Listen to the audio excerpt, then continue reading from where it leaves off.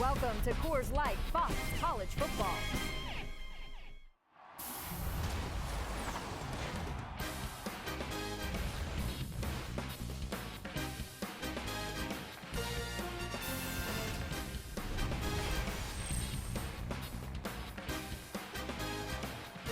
Welcome to the Sooner Sports Network, powered by Fox for Sooner Football. Tonight at Gaylord Family Oklahoma Memorial Stadium, the 5th-ranked Oklahoma Sooners will face the Rattlers of Florida A&M.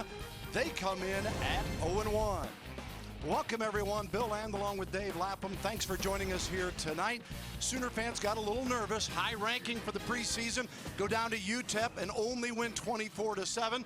But if you talk to the team and the players and coaches, they all say we can play a lot better. We usually start with a quarterback. In this case, we should. He's the star of this club, Landry Jones. And he'll tell you he can play a lot better, too. Every position group was inconsistent, including quarterback Landry Jones.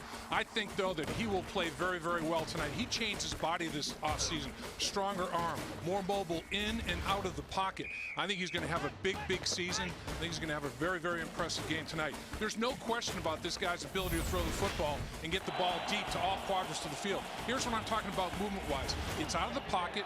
He buys himself time and space. Gets the ball down the field to Kenny Stills on the wheel route for a 68-yard touchdown pass, taking the top off the defense. That's very big. Then the next, you go to your tight end for another touchdown pass. He has to have trust and faith in his receivers. He's got rhythm and timing with Kenny Stills. Not with Brown yet, because Brown, he's more familiar with Penn State's offense and the tempo. Still getting used to Oklahoma. Matwire, last week, a little bit first game jitters. I expect him to play a lot bigger tonight. You know they're fired up here for the home opener tonight as the Sooners take on Florida A&M. And there's nothing better than a home opener anytime you come to Norman than enjoying the full tradition of Oklahoma football. And tonight, you're going to get a chance to enjoy it as if you were right here at the stadium.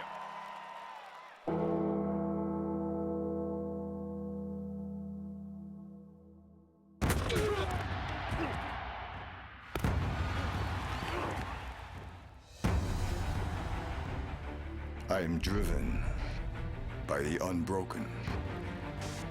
I am fueled by the untested.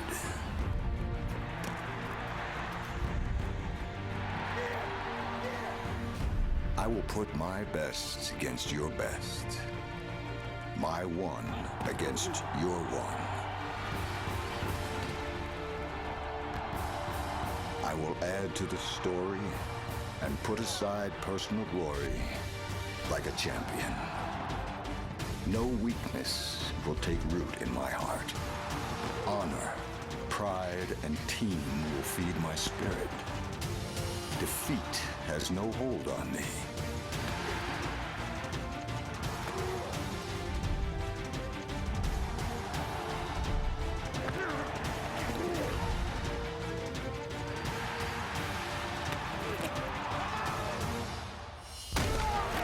This ground, this field, it is my home.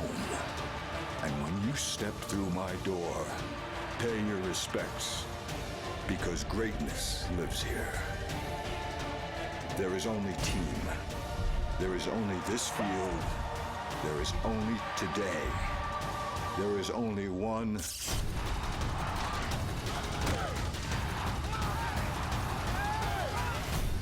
Oklahoma.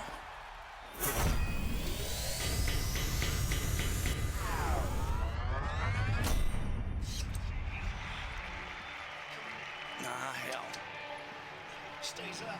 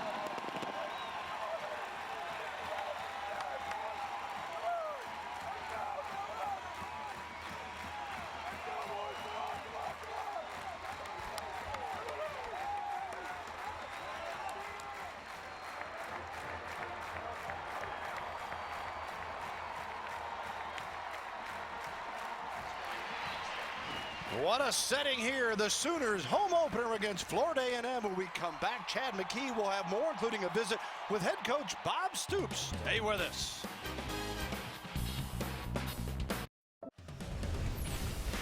Fox College Football is presented by Frost Brewed Coors Light, the game's most refreshing beer. By Academy Sports and Outdoors, right stuff, low price every day. And by Ford. It's the Built Tough Truck event at your Texas Ford dealer. Ford is the best in Texas. Welcome back as Oklahoma gears up for Florida A&M. And let's hear from the boss himself, Bob Stoops, standing by with Chad McKee. Coach, a rare opener on the road a week ago. How does it feel to be back on Owen Field tonight? Well, it always feels great to be at home. Everybody probably sure feels that way, and obviously through the years we've done pretty well here. So it's we're excited to be home and ready to go. You get a win on the road last week. I know it was not perfect execution-wise. What areas of improvement do you want to see tonight? Really everything. I just want to see overall execution. You know, better technique in everything we're doing, and more just more precision in our timing and everything that we're doing. So right, hopefully it'll happen. We appreciate it, Coach. Best of luck. Thank you. Bill, Dave, back up to you. All right, execution's what it's all about, and they were just either a play slow or didn't react quite right. One guy might miss an assignment last week, but it was not what they expected. On the other side, you've got Joe Taylor, the head coach of Florida A&M, and the Rattlers fell to Tennessee State 17-14. They know they're in for a huge challenge here tonight. They have suspended 3 of their best players in defensive back Terry Johnson, as well as wideout Lenworth Lennon and Dwayne Harvey. And both head coaches said the same thing when we talked to them during the course of the week, Bill. They want their players to be where they're supposed to be and do what they're supposed to do the way they're supposed to do it. And that's with proper technique. It's on defense, hitting the right gap and using the proper technique when you hit that right gap. Have gap integrity. Offensively, finishing blocks, you know, make sure that you're precise and correct in your assignment. And receivers, sink your hips, get in and out of cuts, get separation for the quarterback to make it an easier throw. It goes on and on. The king domino, though, is technique and precision. Patrick O'Hara is set to kick it off for the Oklahoma Sooners. Victorious in their opener at the Sun Bowl with a 24-7 win against the UTEP Miners. And another sold-out house here at Owen Field. O'Hara's kick brought out of the end zone at the 10 and out across the 21-yard line. And that's where the Florida A&M Rattlers will take place, a 22-yard return, as Wart was among the tacklers that time for the Oklahoma Sooners. And Wart starting inside linebacker, running down, covering kickoffs. That's how important special teams are here at Oklahoma. James Owens on the return. You will also see him as a tailback here for this ball club as Damian Fleming leads them out, the sophomore quarterback from Jacksonville, Florida. And in the opener, he threw for 119 yards and a touchdown, was also intercepted once. He also runs it pretty good, 13 times for 52 yards in their 17-14 loss to Tennessee State. A little mix-up from the get-go. First charge, timeout, Florida A&M. It's a bad sign when you come from the sideline, the first play of the game, you have to call a timeout. I mean, all the communication should have gotten taken care of on that sideline. Yeah, I don't know if I've seen that in a while, that you come out for the opening play of the game and you've had a full week to talk about it. Everybody scripts plays these days, and I don't know what they saw, or maybe they didn't have the right personnel on the field or something, but we'll see what happens. Here's Joe Taylor, who's got an outstanding reputation. He's won 229 games in his 29th year now as a college football coach, and 136 of those wins at Hampton and 61 at Virginia Union. So now we get it underway with Fleming under center. Fakes the handoff, looks to throw it. He's in trouble. And he completes it out in the flat and picking up productive yards near for first down on the reception. Fleming, 6'3", 205-pounder, can hurt you with his feet and legs as well as his throwing arm. He's pressured out of the pocket immediately, but he keeps his poise and composure and changes the launch point and checks it down.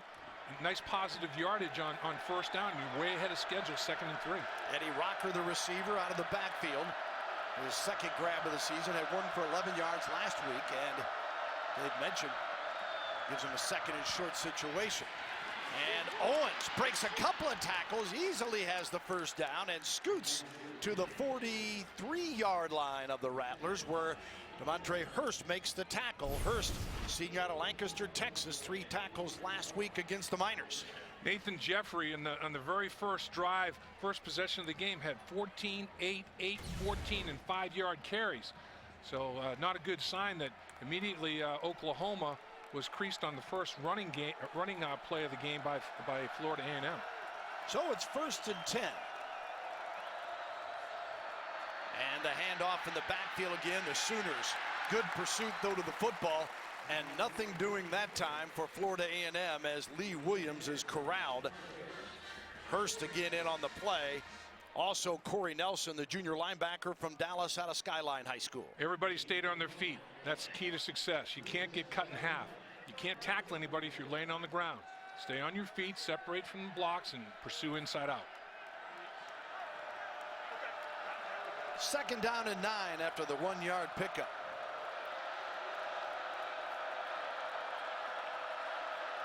Fleming throws incomplete, but there to stand him up, Anthony Williams is hit hard by Javon Harris, the senior out of Lawton, Oklahoma. What a play in space. You know, you have a receiver in space. When he catches the football, now he's a running back. Running backs are supposed to make the first guy miss. Not so much. That is coaching reel technique right there. Stayed balanced up, strike, helmet across the bow, take him to the ground. A+. Sooner defense asking for this sellout crowd to get involved, and they respond. It's a 3rd and 9 for the Rattlers of Florida A&M.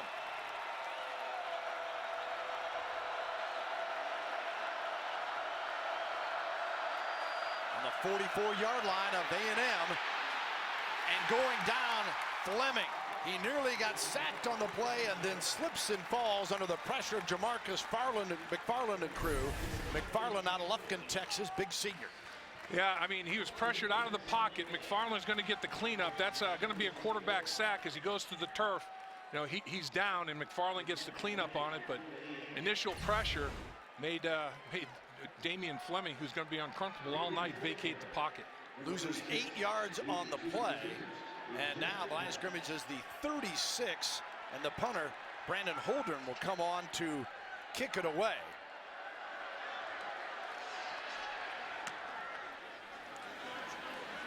Fair catch is called for and taken by Oklahoma. Good field position is Justin Brown, the transfer from Penn State, making the grab. And Oklahoma will get it here following the 35-yard kick. It'll be 1st and 10 for the Sooners at their own 30-yard line, and that brings out Landry Jones. His numbers from last week. No turnovers in the game either way, which the Oklahoma defense would like to see change around, but certainly happy that Landry was not picked off. And Jones completes this one. Little look in, and Brown picks up yardage out to the 38.5. They'll give him 9 yards on the play for the senior from Wilmington, Delaware. He's been a great fit since coming in here as practice was just getting underway. Not an easy situation. Up tempo. They didn't do this last week. More confident in it. And on the ground, Whaley the ball carrier. Still short of the first down. We'll take a look at the starting lineups. We talked about Eichert in the pregame show and what a force he has been and his flexibility. And of course, Jones has got a number of playmakers to go to, and led by Stills. Got great work with him. Kenny, 6 receptions last week, 121 yards. And it's 3rd and 1. Short of player. Has to come check in late, gonna have to call timeout. So both teams have to call a timeout. Oklahoma. And Bob Stoops will straighten that out in a hurry. We'll be right back. No score, early going here in Norman.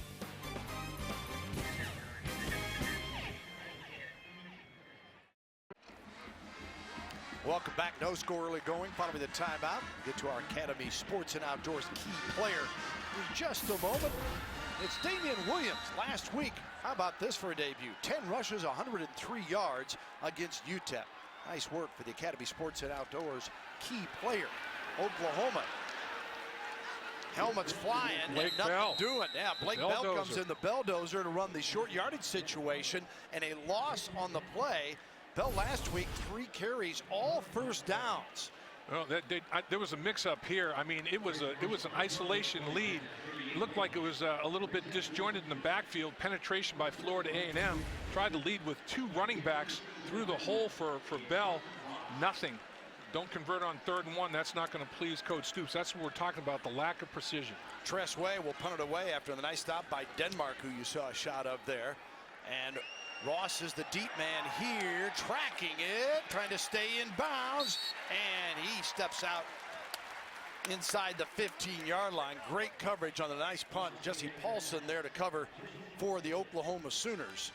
You know, back to Damian Williams for a second. He had those 104 yards on 10 carries. He had a 65-yard touchdown run. So he had a 65-yard touchdown run, a 68-yard touchdown pass. 2 explosive plays that Coach Stoops liked last week. But you see him shaking his head on 3rd and 1. You don't execute, you know, against Florida A&M. That's going to aggravate the head coach, no question. Tress Way bails him out, a 45-yard kick. What a terrific punter the senior out of Tulsa Union is. His career average, 43.9. That is 5th among all active punters in NCAA football. As a result, Damian Fleming, and he's going to use another timeout, I believe. Second charge, timeout. Wow. Florida A&M. After a change of possession, 2 change of possession timeouts. My goodness. Joe Taylor wondering what is going on with his Rattler offense. No bite yet. We'll be right back.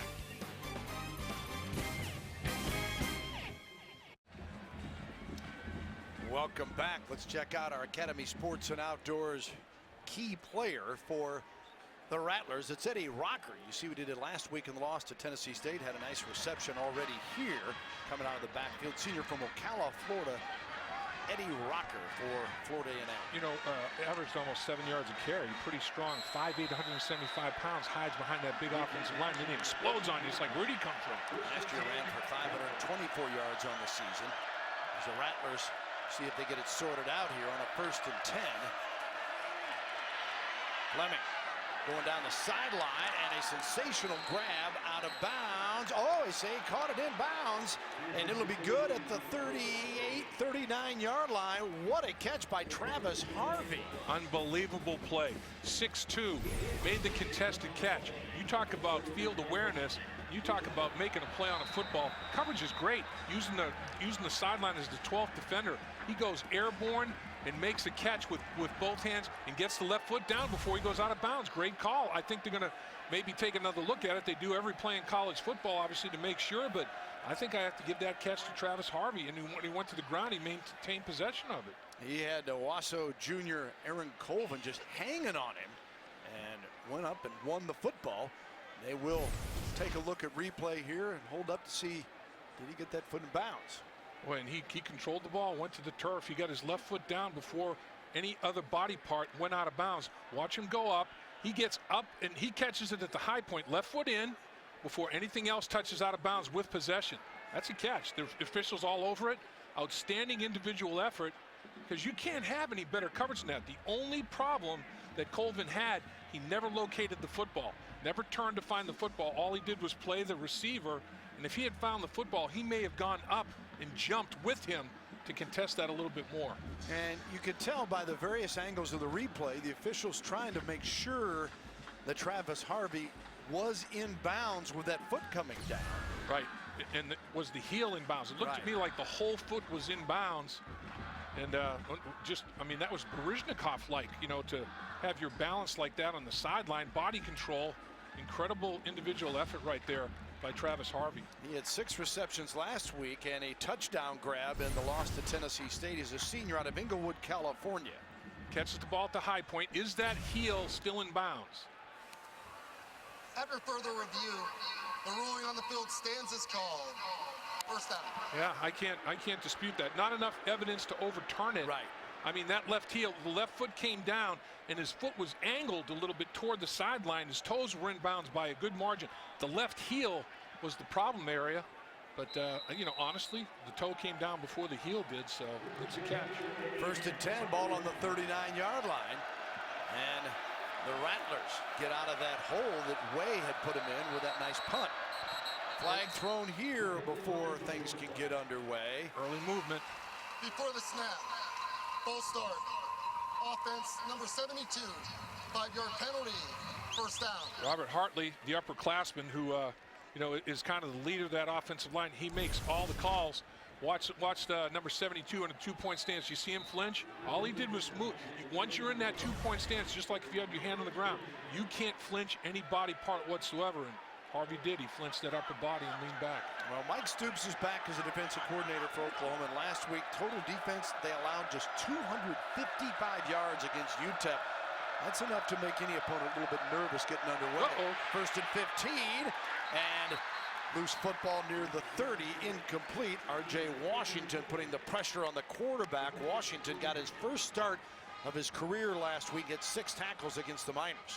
Mike Stoops, seeing the white jersey there with the headset. His attitude is more isn't always better. Mike Stoops likes to simplify things. That's just a flat-out drop of the football right there. I'm a quarterback. I'm not happy. Damian Fleming could not put it in a better spot, right in the breadbasket. 2nd down and 15. 9:40 to go, first quarter. Second possession for Florida A&M. 3 receivers and a tight knot on the right side. He comes back left with a look into Harvey, and Harvey is hit hard at the 40-yard line, back to the original line of scrimmage. Colvin makes the tackle. Go right back to the matchup that just got the big play down the sideline. With that bunch formation to the right, they saw that Colvin was one-on-one on Travis Harvey. And you know what? Damian Fleming said, hey, we got to play down the sideline one-on-one. I'm going back to you again. Very, very minimal yardage on the completion. There's a look at Fleming, the sophomore out of Jacksonville, Florida. Last year completed 60% of his passes for over 1,600 yards, 11 TDs. Early movement. And once again, flag is thrown.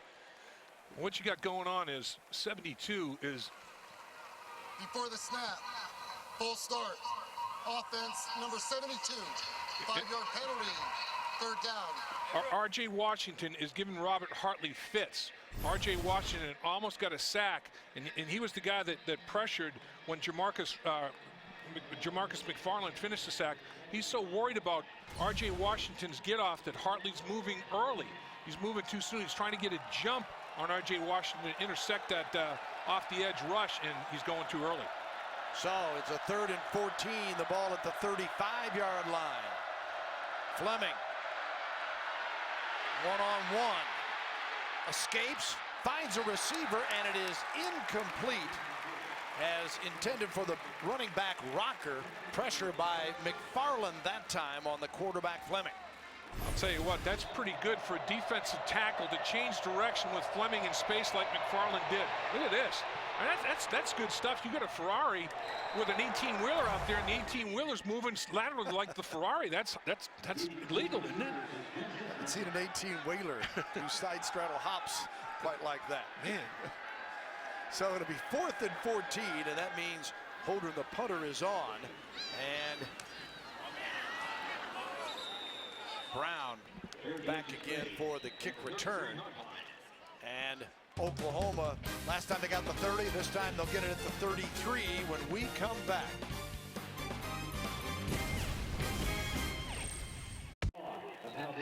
Welcome back. No score between the Sooners and the Rattlers. 8:23 to play in the first. Bob Stoops has been terrific in home openers. 12-1 all-time here on Owen Field. 46-9-5 for Oklahoma all-time. There have traditionally been no problems in home openers. A little bit of a struggle. Got some timeouts, got some penalties in the early going. And Bill and Dave will see who gets on track first. All right, thanks, Chad. We look forward to hearing more from you. Bob Stoops doesn't have any trouble at home, period. 77-3. Since his arrival here in Norman, as Stoops starting his 14th season now. Landry Jones goes to work on first down. Oh, almost picked off. And that was Roberts, Devin Roberts. And so when he goes into the coach and says, let me get on the offensive side, they put in this tape, right? Yeah, exactly. I mean, he did everything but catch the ball. I mean, he's in perfect position. I don't know what Landry Jones saw there. Obviously, he didn't see the defensive back, and I don't know how he couldn't because his vision looked like it was pretty clear. Boy, that's a dropped interception. 2nd and 10. Pressure on. Shows it with the screen and complete out to the 45. And that'll move the chains as Jones read that perfectly. A pickup of 12 yards on the screen pass to Dominic Whaley. Whaley had 3 receptions last week in the UTEP win. Roberts was there to stop him and move the chains. We're set 1st and 10 at the 46. Here's Jones again. Across the middle, Stills! Oh, mama, what a grab and a flag to boot. And then 2 flags. I don't know if there was some talking after the hit. A hit for a personal foul, defenseless receiver. And then if A&M had something to say about it after the fact, that may have been the 2nd flag, or they both saw the same thing. Personal foul, defense, number 3, targeting, 15-yard penalty, 1st down. Evan Roberts, what a one-handed catch by Stills, and then chunk. Boy, that's targeting the head. That's cranium to cranium right there, and that's a no-no. Look at this. Pluck it with one hand. Manischewitz, that's good stuff. Trying to get down, get out of the way. Actually, he hit him shoulder pad. Didn't go head to head. He went shoulder pad to head. And no, that's tough because you saw Stills lower his level. Right. And you can't stop in midair. But on the bang-bang play, that was slow motion. On a bang-bang play, the official thought that he targeted a defenseless receiver. 23-yard pickup, tag on the penalty, and it's 1st and 10 at the 16. Jones hands this one off. Whaley got some blockers. Motor still pushing, and Whaley down inside the 3-yard line. Boy, it was Justin Brown on the perimeter you were talking about, Bill, when you said got some blockers. That's what the wide receivers didn't do very well at UTEP. Watch number 19 in the red jersey out here. Look at him just working his tail off right there. That's just outstanding effort on the edge, and just good stuff. 13-yard gain, and sets up 1st down. And goal to go from the 3.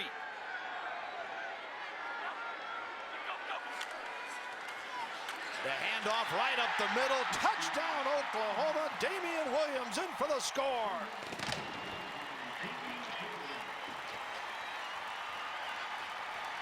Nice job, Bill, by the big guys, because Damian Williams was not contacted until he crossed the goal line. When you're snapping the ball from the 3-yard line, look at everybody pick up their blocks. Here comes the guard, Cacombe. I mean, he's not hit until he crosses the goal line. That's just gashing people up the gut. Excellent effort. Everybody sustaining blocks, finishing. That'll bring on Michael Honeycutt, the sophomore out of Richardson, Texas, Pierce High School. Hit all 3 of his point-after attempts last week. Did have a field goal attempt blocked. Hit 1 down in El Paso. And this one is good for the PAT. And the Sooners, little rough start, got it going on that drive. Williams caps it off, 7-0 Oklahoma.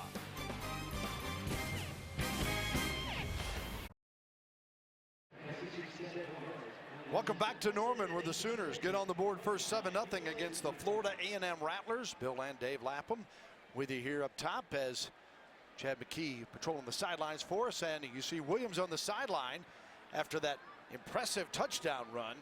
Boy, he's making an impact. Out of San Diego, California, went to Arizona Western Junior College last year. Scored 26 touchdowns running with 1,931 yards on the ground. And then last week broke the century mark down in El Paso. D.D. Williams, to me, it's double dose. He's going to give you a double dose every time he carries the football. And the other thing, you know, he's a good receiver, and he will pass protect. He's outstanding in blitz pickup, keeping Landry Jones clean. So Bob Stoops and his staff feels very, very comfortable playing Williams. Even though he's a junior college transfer, he's a complete football player. Owens will be the deep man. James Owens, number 21 for the Rattlers. And Patrick O'Hara will kick it off again, the senior out of Topeka from Washburn High. And Owens will bring it 5 yards deep. Makes a couple miss, tumbles out across to the 16. Let's check in with Chad McKee. Block thrown by Justin Brown on the touchdown run by Damian Williams. Justin Brown, of course, transfer from Penn State. He is still taking classes here at Oklahoma that would count toward his degree at Penn State. He says he's a man of his word, wants to finish the degree he started at Penn State. Nothing toward the University of Oklahoma, just wants to finish what he started, guys. Well, just got to love that attitude, and I know the coaches are really appreciative of the maturity and the way he's handled things. And that's not an easy fit. I don't care how good a player, how good a person you are. Right. If you bring that kind of maturity to a position group, it only upgrades it. Handoff here as Walker looking for room. Not much there as McFarland and Indule make the stop. Picks up 4 yards on the play. It'll be 2nd down and 6. The ball on the 20 now for Florida A&M. You know what I would ask Justin Brown to do, and you probably don't even have to ask him if you're a coach. Mentor Trey McGuire. Here's a freshman. Show him how to take care of his body, what to eat, how to train, how to practice, how to study tape, all those kind of things. Mentor that guy. Now, what a boost he could give a guy who's very talented and raw right now. This one by Fleming, incomplete. Receiver never could get untracked, intended for Travis Harvey. Sooners had it covered like a blanket as Jefferson in that free safety spot and Hurst were both back there in good position. And what I've seen out of the defense tonight, Mike Stoops is keeping it very, very simple.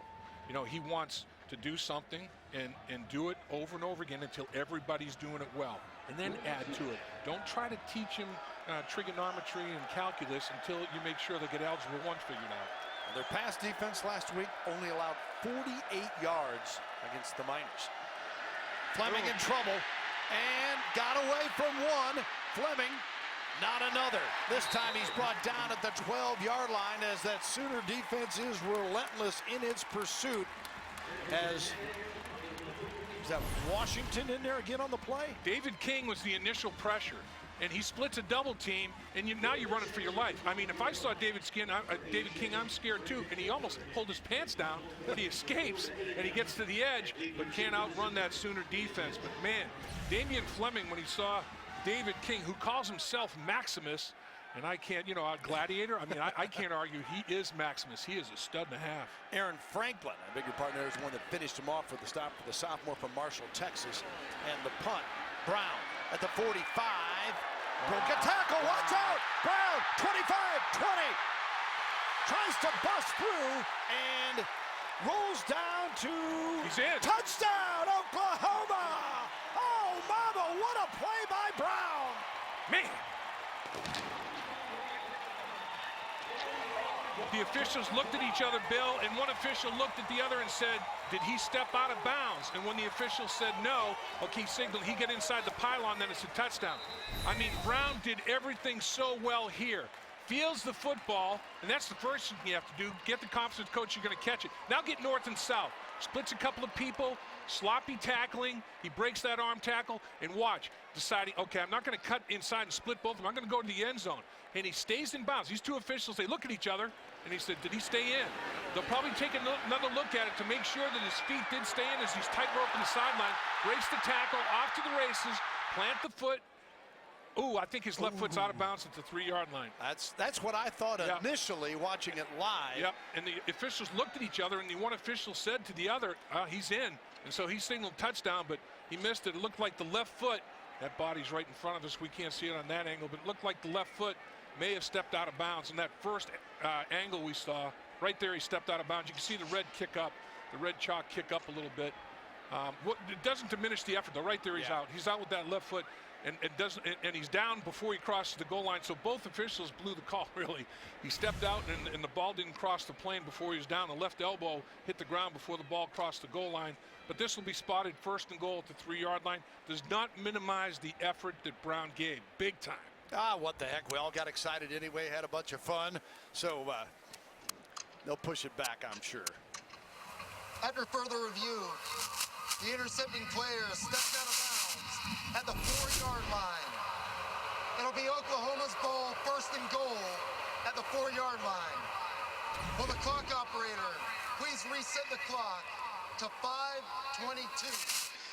Not only did they miss the call, they thought he intercepted it. That was a punt return. We thought we had the first OU punt return for a touchdown since Ryan Broyles. And it's interesting that Brown's coming in to help fill a role, and obviously with Broyles no longer around, they're looking for big playmakers to go along with Stills, and he's going to be one day before it's all said and done. No question. And Bill, he's 6'3", 210 pounds. I mean, this kid's got a body on him. He's a strong, physical football player.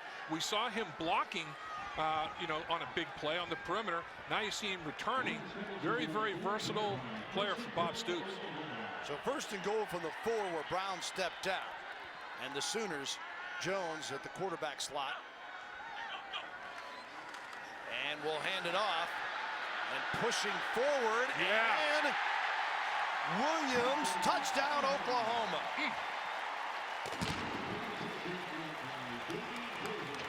So Damian Williams gets his second touchdown of the night, and Williams, his third of the season. Tough run here. Nice block, nice down block by the tight end, just washed it away. And then Williams' second and third efforts. I mean, he was not going to nose for the end zone. I'm going to spin, I'm going to push, I'm going to cross the goal line. He wanted that touchdown. He wanted it badly. Comes with 5:17 to go here in the first quarter, and Oklahoma, favored by 50 plus, has got a 14-0 lead as the kick is good on the extra point attempt by Michael Honeycutt. Watch the offensive, nice block, tight end block down. Man, he just washed it away. He came down on that double team so violently that Grissom couldn't get back to the linebacker level. I mean, he knocked that defensive end about 5 yards sideways, but it creased the line of scrimmage so dramatically. Williams just hugged that double team, and he had an easy jaunt to the goal line. Make sure those horses stay hydrated. They could be busy tonight. No as doubt. The Sooner Schooner comes out once again.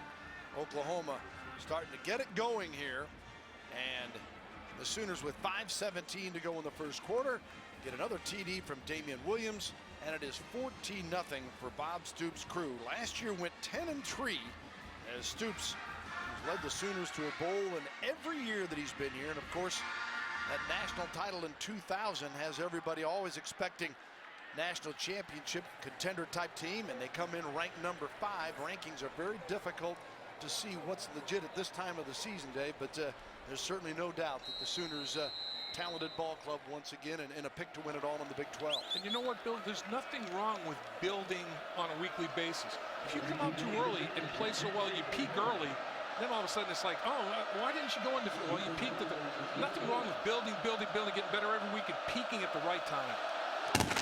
O'Hara with a kickoff. Owens the deep man, and this one, no, goes through his hands and out of play.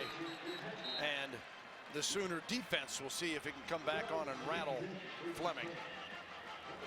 As talk about great company, how about that? 4 coaches that won over 100 games at this school, and Bob Stoops at 140, climbing that list quickly, led by Barry Switzer, of course, Benny Owen, Bud Wilkinson, and Stoops done a phenomenal job here for the Sooners. The only thing you'd say about Bob Stoops is every level that you're supposed to be able to get it, he gets it. I mean, he gets everything about coaching. Handoff on this play. Rocker is run down at the 26-yard line. Washington and Jefferson there.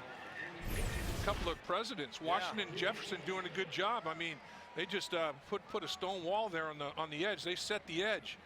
That's a nice ticket. Maybe they should run. It's Washington, Jefferson, president, vice president. But year. Look at that inside-outside leverage on the football.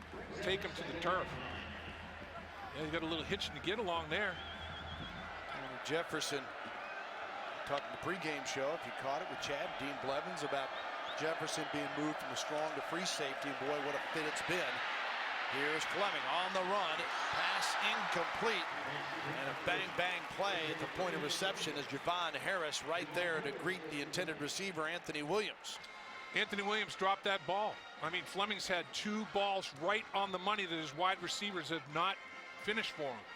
He has got a howitzer now. There's some RPMs on that ball. The coach has said he's got a very strong arm. He can make every throw that needs to be made, and he has made them tonight. And Joe Taylor likes his quarterback, but boy, his receivers have to help him. 3rd and 9 for the Rattlers. Etheridge goes from left to the right side as part of that group of 3 receivers on the wing. Fleming. Overthrown, intercepted, and picked off by Harris. Harris comes up with his first interception of the season, and in fact, the first pick of the season for the Sooners. As we told you last weekend, there were no turnovers down in El Paso, and Harris, who started 8 games a year ago with 47 tackles and had 3 INTs, gets his first of the season here. Well, had safety over the top, cornerback underneath, good coverage, safety over the top, receiver falls down, And Anthony Williams is having a tough go in this particular drive. He dropped the pass, and then as Hurst was in coverage, he fell down, and over the top came the safety, Harris, to make the interception before he sashayed out of bounds. You might remember that Harris last year, 2 of those 3 picks were in the Florida State game. So something about the Sunshine State gets him going here. And the Sooners come back to Kenny Stills. His reception is good to the 45-yard line of Florida A&M, and John Ojo makes the tackle for the Rattlers. The one thing offensively, a lot of things Bob didn't like offensively, but 3 balls were on the ground. There were 3 fumbles. They didn't lose any of the fumbles, but he wants better ball security. At some point in time, you put 3 footballs on the ground during a game, you're going to lose 1 or 2. After that 4-yard pickup, it's 2nd and 6 at the 45 for the Sooners. Up 14-zip. Landry Jones. Pass out on the wing, and Stills with a grab and bumped out of bounds on the Rattler sideline. But he takes it for a first down to the 33-yard line of Florida A&M. Another look. Watch this. Watch the blitz pickup by the running back. What do you do without the football? You pick up the blitz, and you keep Landry Jones clean. Then give him the ball. Say, you know what, Brennan Clay, you know, that was a heck of a blitz pickup. You put your face mask right in there, give your reward, throw your bone, big guy. Brennan Clay, junior out of San Diego, 6 carries, 26 yards last week. Penalty. And the Sooners trying to get that up-tempo offense going. After the play was over, personal foul, offense, number 64, 15-yard penalty. It's 2nd down. Ooh, Eichert doesn't like it. And here's a guy that came to Oklahoma as a tight end. And he's a very physical blocking tight end. And Bob Stoops said, you know what? We need some help in the offensive line. What do you think, Gabe? He goes, yeah, I can put on 20, 30 pounds easy, man. And he did. He kept his feet. And he's still trying to see why that call was made. But this is a 4.0 student. He's got the intelligence. He's got the athleticism. And I think he's playing his best position, translating to the next level. I think he's going to be a good center in the National Football League with his brains and his athleticism. Well, his blocking ability up front has helped Kenny Stills on those receptions tonight, has now moved into 7th in OU history on the all-time receiving yards list. Stills at 1,795 and past Corey Warren, who played with Oklahoma 90 to 93. And Stills, see, he'll keep moving up. He's going to move up a lot of those lists. And he's also 10th in touchdowns. Oklahoma 14 career receptions on the TD list. So the Sooners 2nd and 17. Check out the cards, the placards on the sideline, and they signal the plays in to Landry Jones, and he communicates it up and down the line of scrimmage. Ball at the 40. Jones scrambles here, got a man, it is Stills, and drops the football. Stills had him beat. Brandon Davis was the man putting some pressure. Matthews was covering. And Stills is tapping his chest saying, that's on me. And here's Landry Jones moving in the pocket a little bit, and the ball hits Stills right in the hand. So you can't throw it any better. Put it in a perfect spot, and it looked like he was looking it in. It's just a flat drop. He didn't lose focus, looked it in. It just fell right between his hands, and that's unfortunate. That's a 39-yard touchdown pass that goes by the boards, and that's the lack of precision that Bob Stoops is talking about. Yeah, whether it's concentration or whatever, from outstanding players. There's an outstanding grab, but out of bounds that time with the catch, as looking for Brandon Green, and Green out of Fort Scott Community College had his first OU reception last week, go for a touchdown against UTEP. And it's different people taking turns, you know. If it was the same guy making mistakes, you take him out and put that back up in. But offensive lineman one play with a penalty, a drop pass, maybe the quarterback doesn't make a right read. You know, every position group, it takes all 11 guys in unison. If 1 or 2 breaks down, and it kills you. 4th and 17. Wayo tried to pin him inside the 20 with the high kick, and does so as it goes out of bounds inside the 10-yard line. Well done by Tress Way, as Oklahoma misses a golden opportunity to make it 21-0. Yep. And settles for a 32-yard punt that will put them at their own 8-yard line, them being Florida A&M. And Oklahoma is dominating field position, the hidden yards with their special teams with the kicking game. Tressway having a lot to say about that aspect of things. With 2:44 to go in the quarter, the Sooners have doubled them up yardage-wise here so far. With 88-43, the total yard story. Well, you have 12 men on the field. You're going to have an illegal substitution on Oklahoma, and running off the field late is Julian Wilson and getting an earful from Mike Stoops. There is no foul for illegal substitution. Before the foul, second charge time, first charge timeout. Okay, they get Oklahoma. They did 30 seconds. They basically traded a timeout off for a penalty, no substitution foul, because they called a timeout before they could assess the penalty. Mike Stoops pretty well shows you all you need to know. Let's send it down to Chad. We'd love to get you. Would you come on with us? No, we'd love to get you. We've got the big guy, Blake Griffin, with us, and Sooner basketball coach Lon Kruger back in town. I know we're celebrating the 88 national runner-up team, but Blake, what are you doing back in town? I just came to hang out with the guys, watch them play pickup yesterday and today, and be around. Everybody looks great, and I'm excited to see how they look. You gave some words of inspiration to the football team. What'd you say to them? I literally told them to score more points than the other team. That was it. That's my pep talk. You got Chris Paul this offseason, signed a longer-term extension. How do you feel about the Clippers? Very good, man. Just excited about the future, excited about getting better, and just enhancing the program. Coach Kruger, what's it like to have this guy back around your fellas? Well, fantastic. He's one of the greatest college players ever, and obviously the highlight film every night in the NBA. So represents the Sooners pretty well. Gentlemen, we appreciate it. We'll let you enjoy the game. He was headed out the door, guys, when we caught up with him. We appreciate it, Blake. Thanks very much. There's a look last week or yesterday, Dave, at the workout where the team, actually, the football team, worked out in the basketball facility, and Blake Griffin had a chance to impart not necessarily some wisdom, but just get it done, right? Exactly. Keep doing what you're doing. And I was there watching practice, and he came in, and it was like, a Hollywood star. Everybody stopped. It was like they met Santa Claus. First and 10 at the 24, and Fleming with the football gets to the 28-yard line, picks up 4, and Wart makes the tackle. Tom is a junior out of New Braunfels, Texas. 71 tackles in an honorable mention all-conference season a year ago. They had a nice run, Florida A&M did, to punch themselves out of that bad field position. They took it to the perimeter, to their offensive left, the right of the Oklahoma defense. They didn't set the edge well enough. Mike Stoops isn't going to like that snap that got A&M out of poor field position to start this drive.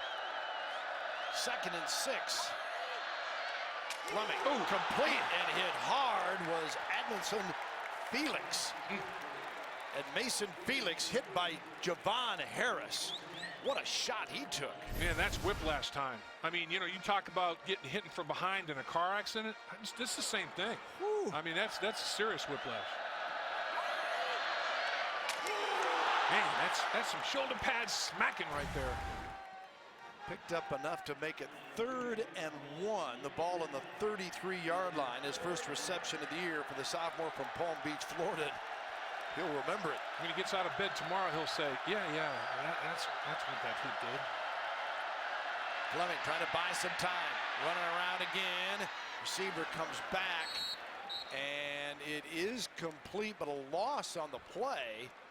So it'll be 4th and a couple now, as Morris making the reception, a redshirt freshman from Jacksonville, Florida. Nelson and Ndule had put the heat on the quarterback. Boy, and the coverage is so good that Michael Morris just keeps come back to the quarterback. 6'4", 230-pounder. Did he secure it?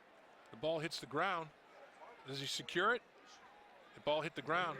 They did. They gave him a completion and lost, but he actually the ball did hit the ground. It should have been ruled incomplete. Rattlers over 0-5 now on 3rd down conversions, and their punter Holdren. And boy, surrounded. Brown makes the fair catch. And that may not mean anything tonight, but the ability to do that throughout the season can be huge. The first thing that coaches have to have in their punt returner is faith and confidence he's going to catch the ball. And Brown has got sticky fingers now. Look at him catch it with his fingertips. and it's right on the fingertips. I mean, that's courageous. I mean, you're surrounded by white jerseys everywhere, and you're watching that football, and you know they're ready to jump like cobras if you drop it, and makes a great player to jump like rattlers, really, instead of cobras. You got to get the right snake, right? 36-yard punt that time, and Oklahoma 14-zip, 1st and 10, and giving it off to Williams, who's got their 2 touchdowns tonight, knocked out of bounds. How about the Big 12 today? How about TCU getting it going tonight, leading Grambling 35-0. Kansas State, Oklahoma's next opponent, is the buzz right now after humbling Miami today. Kansas State's offensive line, they put on their big boy pads and they just blue-collared Miami to death. I mean, that was just a ground and pound deal. That's the end of the first quarter. Bob Stoops Sooners with the football, the lead of 14-0 over Florida A&M, and it'll be 2nd down and 8 when we come back as Oklahoma with Williams a pair of touchdowns, some big hits going on here in Norman.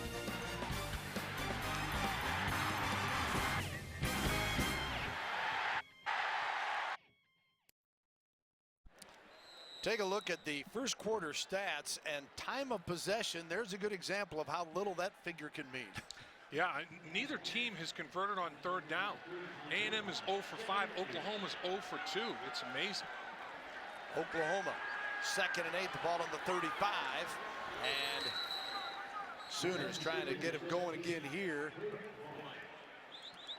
And McGuire, the freshman out of White House, Texas, who had 4 grabs last week, picks up 4 yards here. Be 3rd and 3 for Oklahoma. First reception for McGuire tonight. And this one is picked off as Landry Jones drilled it right to Devin Roberts. Roberts, the sophomore from Ocala, Florida, comes up with the INT. Landry Jones just trying to force the issue a little bit that time in the deep quadrant of the football field. Protection's fine. His vision totally unimpeded and just sails it a little bit and should have never thrown it. I mean, there's bracket coverage on Stills, and it's just a dangerous throw, and he suffered the consequences. Could have checked it down to a couple of other people and tried to force the big play. I guess, I don't know, maybe Stills dropped the touchdown pass. He wanted to go back to him, but he shouldn't have done that snap. Yeah, that was an obvious force, and Sooners turn it over. Let's see what the Rattlers can do with it from their 34-yard line. Handoff. And there is David King, the senior out of Houston Straight Jesuit High School, to make the stop. Boy, I tell you, when he tackles you, he engulfs you. He just wrapped that one up big time. Watch number 90. Takes on, they try to double team him. He sheds the block, gets to the inside, and you talk about nice little rodeo. It's just sumo wrestling to the ground right there. With the suspension of Stacy McGee, his moving to that spot has become even more valuable. The Sooners also without suspended players Jazz Reynolds, Trey Franks, and Quentin Hayes, who've been working out with the team, but not back yet. Ooh, and this group's doing a pretty good job without him, though. Nicely done by Jesse Paulson on the tackle as he replaced Jefferson, who left us a little bit ago with apparently a foot injury. Watch this run support. Heat-seeking missile. Woof. Coming downhill, safety spot. Very, very sure tackle. 3rd down and more than medium. Not quite long, but it's a challenge for Florida A&M. 0 for 5 so far. UTEP only converted 19% on 3rd down last week. Yes, UTEP just 3 of 16 in this situation. 3rd and 5 of the 39 for Florida A&M. Williams looking for Harvey. Wow. Made the grab, but out of bounds. I tell you though, he's a contested catch guy, boy. He's got tremendous body control. You got to keep it on the field of play. He might make the play for you. Ball's just a little bit too far outside. Pretty good protection. He throws it to the outside shoulder. Right steps with his right foot right on the sideline, but what a tremendous catch. And the coverage is really good. Yeah, Hurst was right there. Absolutely, you know, and he's been there. He's been covered like that down the sideline twice. One time he got the left foot in. That time he couldn't quite get the right foot in. Fleming 6 of 12 for 42 yards and a pick.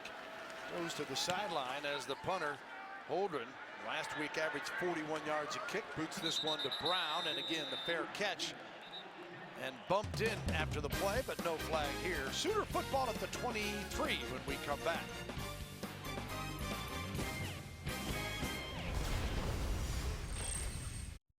12:58 to play here in the second quarter. Sooners with a 14-0 lead. Pleased to be joined now by OU women's basketball coach Sherry Cole. Your team just returned from a 10-day, 4-game trip in Australia. How valuable an experience is that for your girls? It was an unbelievable opportunity because we got to take our 3 incoming, 2 freshmen, 1 junior college transfer with us. So you get the opportunity to lay a foundation for how you want to practice, how you want to work. You get to go and play a few games and see how they fit together, and then come back and get into school, and now individual workouts have a completely different bend to them because of that time we had together. And how did they play? You know what? We played really well. I was really pleased with our effort, with our the young guys' ability to just fit right into the flow. We didn't put a lot of things in, obviously, but their confidence level and the way they sort of fit in seamlessly with our older guys makes me really excited about the upcoming year. Okay, Coach, I know you're here with your daughter. We'll let you get back to her. We appreciate it. Okay, thank you so much. Guys, back to you. All right, thanks so much. Good luck to Sherry Cole and the Sooners. Oklahoma on the ground that time as Whaley lost the handle, and A&M is saying they've got it. We'll let them unpile. Whaley fumbled. He had one of the 3 fumbles that were put on the ground last week and lost control of this one as well. Tug of war going on right now. A&M's leaving the field. They're saying that it's our football. See, Whaley turns it up the football field. Is he down? Did the ground cause the fumble? That's going to be reviewed one more time. Marvin Ross ends up with the football, I think. The ball's out before he hits the ground. That is a fumble.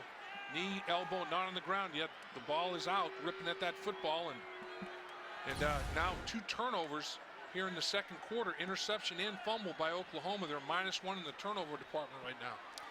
And this time, Florida A&M gets really good field position out of it. It's 1st and 10 at the Sooner 30.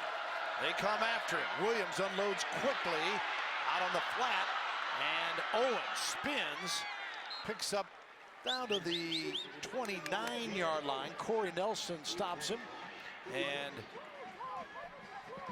it'll be 2nd down and 4, 6-yard gain. Tom Wart was running like his hair was on fire out there to try to turn that ball back inside, and he overran it just a little bit.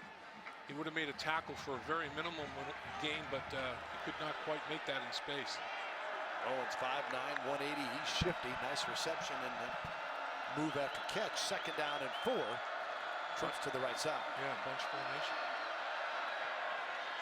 And Williams completes this one to Felix.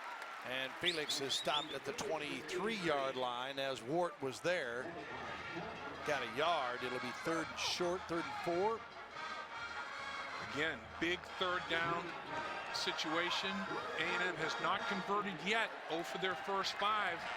Can Oklahoma hold this to nothing more than a field goal opportunity since '99, since Bob Stoops been coaching? 30.6% on 3rd down is the Oklahoma defense. Best in the nation since '99. Crowd roaring. A 3rd and 4 at the 24. Fleming with a man in his face, incomplete. Intended once again for Felix. The pressure was put on by Gabe Lynn. Dialed up the blitz package. Mike Stoops, you know, he says pressure isn't good all the time, but you pick your spots. And in this situation, dictated by field position and circumstance of the game, bring it. He hit 2, hit the gap, only could pick up 1. Nice little, brought a safety, brought a linebacker, and squirting through there. Pressure on the quarterback. Good call by Mike Stoops, executed well by his defense. You're looking at Chase Varnador, the sophomore from Tallahassee, going for a 41-yard field goal attempt. The left-footed kicker's got the leg, and it is good. He replaced an all-conference kicker in Trevor Scott and gets the Rattlers on the board here in Norman with a 41-yarder, taking advantage of the Oklahoma turnover. It's 14-3 Sooners.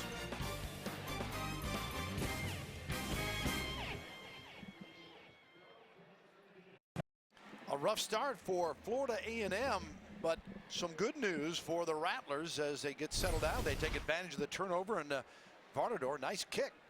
Yeah, very nicely done. I mean, he Absolutely drilled that. He got elevation quickly. Oklahoma had some penetration. He got that airborne and got it up. He didn't hit a 3-iron. He hit a 7-iron instead of driving it. Got it airborne and cleared the line of scrimmage very, very quickly. It's the first points Oklahoma's defense has given up. Last week's touchdown was a special teams issue. So Oklahoma had a shutout for 5 quarters defensively to start the season, and A&M gets a field goal. Hardor will kick it off here. Roy Finch and Clay are deep. Clay will down it in the end zone, and they'll bring it out. So the Sooners, Bob Stoops, wanting execution and things to be cleaned up. Don't think he's going to like the look of the second quarter possessions. Yeah, that first possession did not go very well. Landry Jones, his Heisman Trophy candidate quarterback in a lot of people's eyes before the start of the season, really tried to force the issue, take advantage of something that wasn't there down the field to be taken advantage of. And Jones last year threw for 4,463 yards, 29 touchdowns, and 15 interceptions. Year before, he thrown for 4,700 yards. Oh, incomplete here, tried to catch up to Williams. And I'll tell you, that was covered so well. I think Landry Jones saw Brandon Denmark out there and said, you know, I have to put it on his back shoulder, because if I don't, Brandon Denmark's right in my line. And Denmark kind of undercut that, you know, that little flare pass, and made a nice play. That was the only place he could throw the football, wasn't it? Yeah, unless he feathered it up higher, you know, and tried to go over him. But, you know, then you just letting the defense run at your player as the ball's in the air.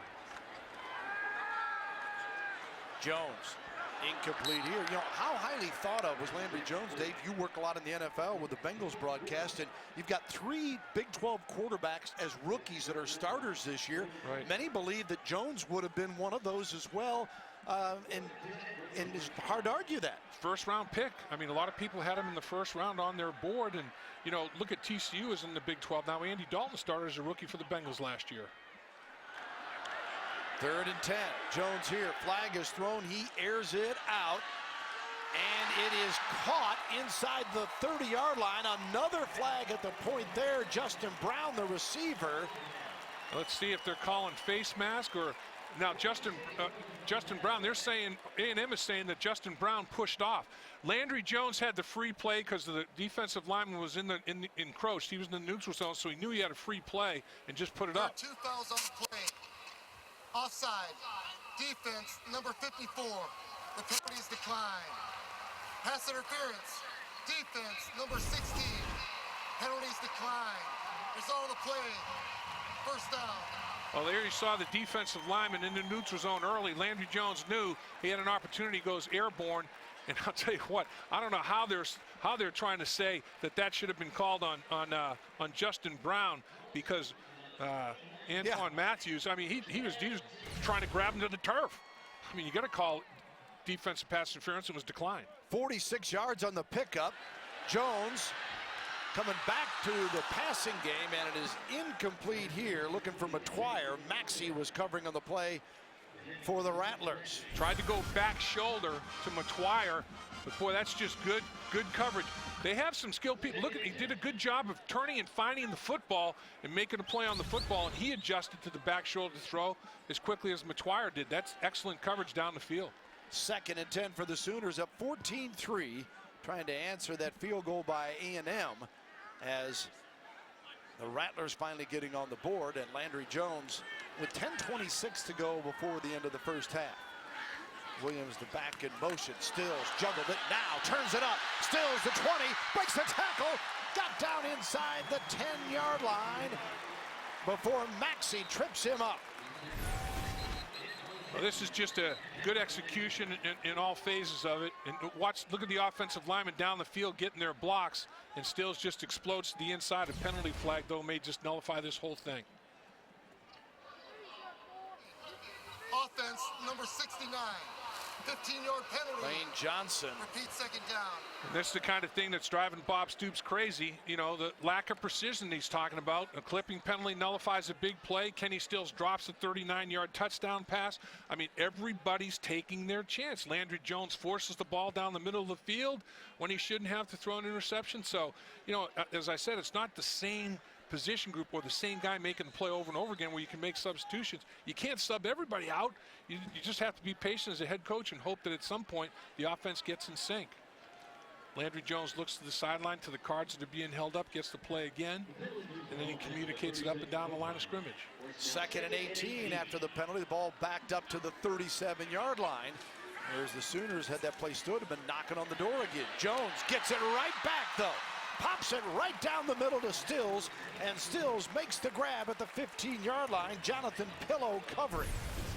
Boy, that's a nice throw. Talked about Landry Jones upping his arm strength. He threw a bullet there. That's a rocket. And they're in the red zone for the 3rd time. The first 2 times Oklahoma's gotten in the red zone, they've scored touchdown. They're 2 for 2. And here's the placards. In Landry Jones, you have coaches signaling, you have placards behind him, just making it more difficult for the opposition to intercept signals. 1st and 10 at the 15 after the 22-yard gain. And Williams looking to get to the outside, sheds a tackler, dives. And Williams, touchdown Oklahoma. And to wait for the signal, Williams gets the TD, his 3rd of the night. I'll tell you what, he got to go give a kiss on the forehead to Millard, his fullback. Watch number 33 right here. Watch him give the block. Boom, cut block. See you later. Bounce it outside. Decent job on the perimeter by Brown. Gets inside the pylon. Fullback gets it started. Brown just, he tied him up long enough where Matthews couldn't make a play on it. Williams turns it up. 3 on the ground for Williams. How about that? And Williams in his 2nd game as a Sooner, 3 touchdowns in a half. Blake Bell, the last to rush for 3 touchdowns back in the bowl game against Iowa last December. And Honeycutt's kick is good, and the Sooners make it 21-3. How about Damian Williams? Knowing where to go.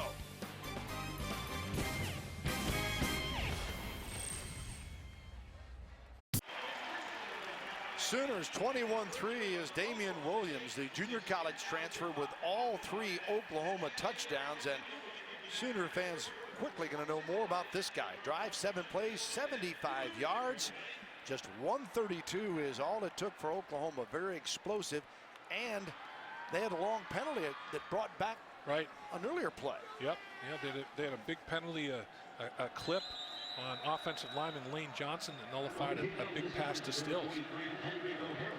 Owens will be the deep man here once again for Florida A&M as O'Hara will kick it off. Sooners with 9:20 to go in the half, up comfortably 21-3. Owens will down it there. And take a look at the touchdown maker, Damian Williams. Well, Damian Williams averaged the 1st down every rush last week, and this week, nice job by the offensive line. The guard pulling around, gets a key block. Williams creases the goal line. This one's just extra effort, saying, I can smell the goal line. I want my 2nd touchdown. Fullback gets the great block. Brown's doing a job on the edge. Williams says, thanks, boys. I'll get my 3rd touchdown. And different varieties. You know, he's shown speed. He's shown power. He's shown versatility in his ability to run the football, averaging 6 yards a carry. 3 touchdowns. Last week he averaged 10 yards a carry and had a 65-yard touchdown run. And Oklahoma goes to work defensively now as Florida A&M just a lone field goal and trying to run the football. Not much happening for Eddie Rocker that time. How about it's a dream game for Williams, though. You carried the ball 4 times, you scored 3 touchdowns. That's a pretty darn good percentage of scores on carries.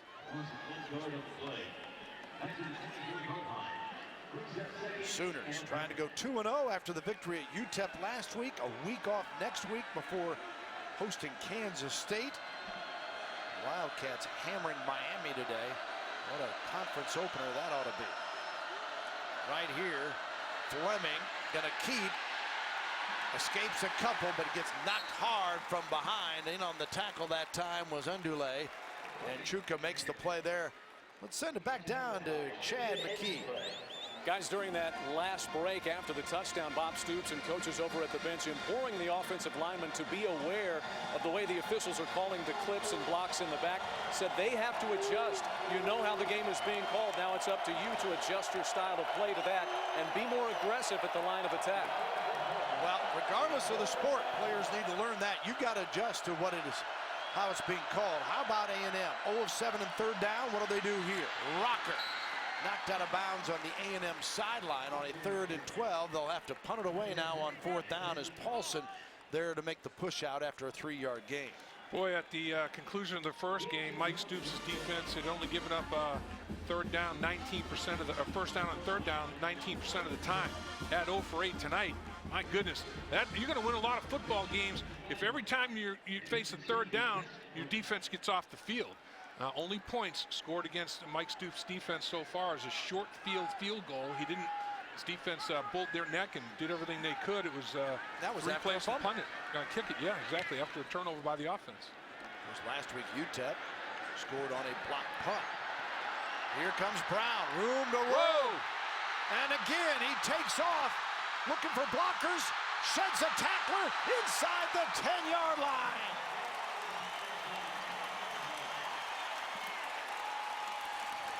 What a run and return. Boy, I'll tell you, that's the second short field for the offense, courtesy of Justin Brown.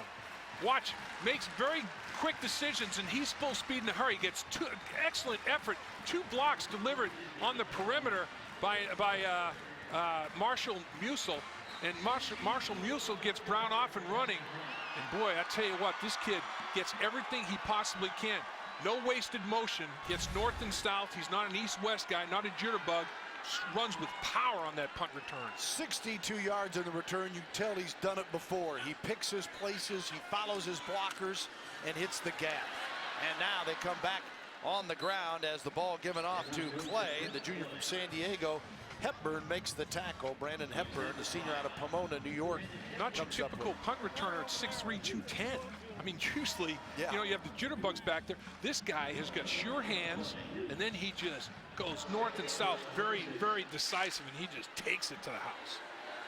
Sooners, 2nd and 6. Second from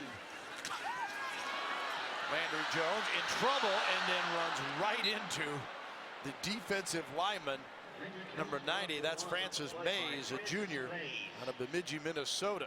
Brandon Davis was the initial problem. Brandon Davis built like a 6'4", 310-pounder. Look at the effort. He gets chopped, and he jumps right back up. Landry Jones tries to spin away from him. Tremendous effort by Brandon Davis. He wasn't pouting about being cut to the ground. He jumped up like he was a defensive back.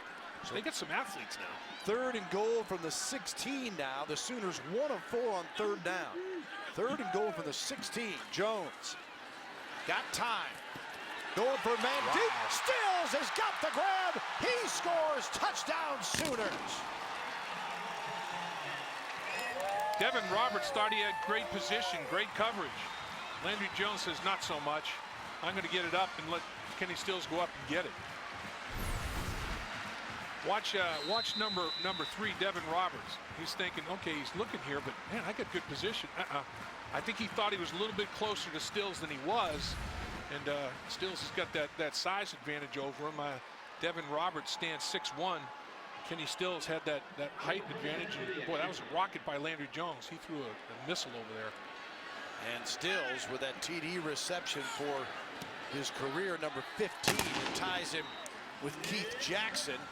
And Landry Jones gets his 96th touchdown pass on this play. Oklahoma rolling 28-3.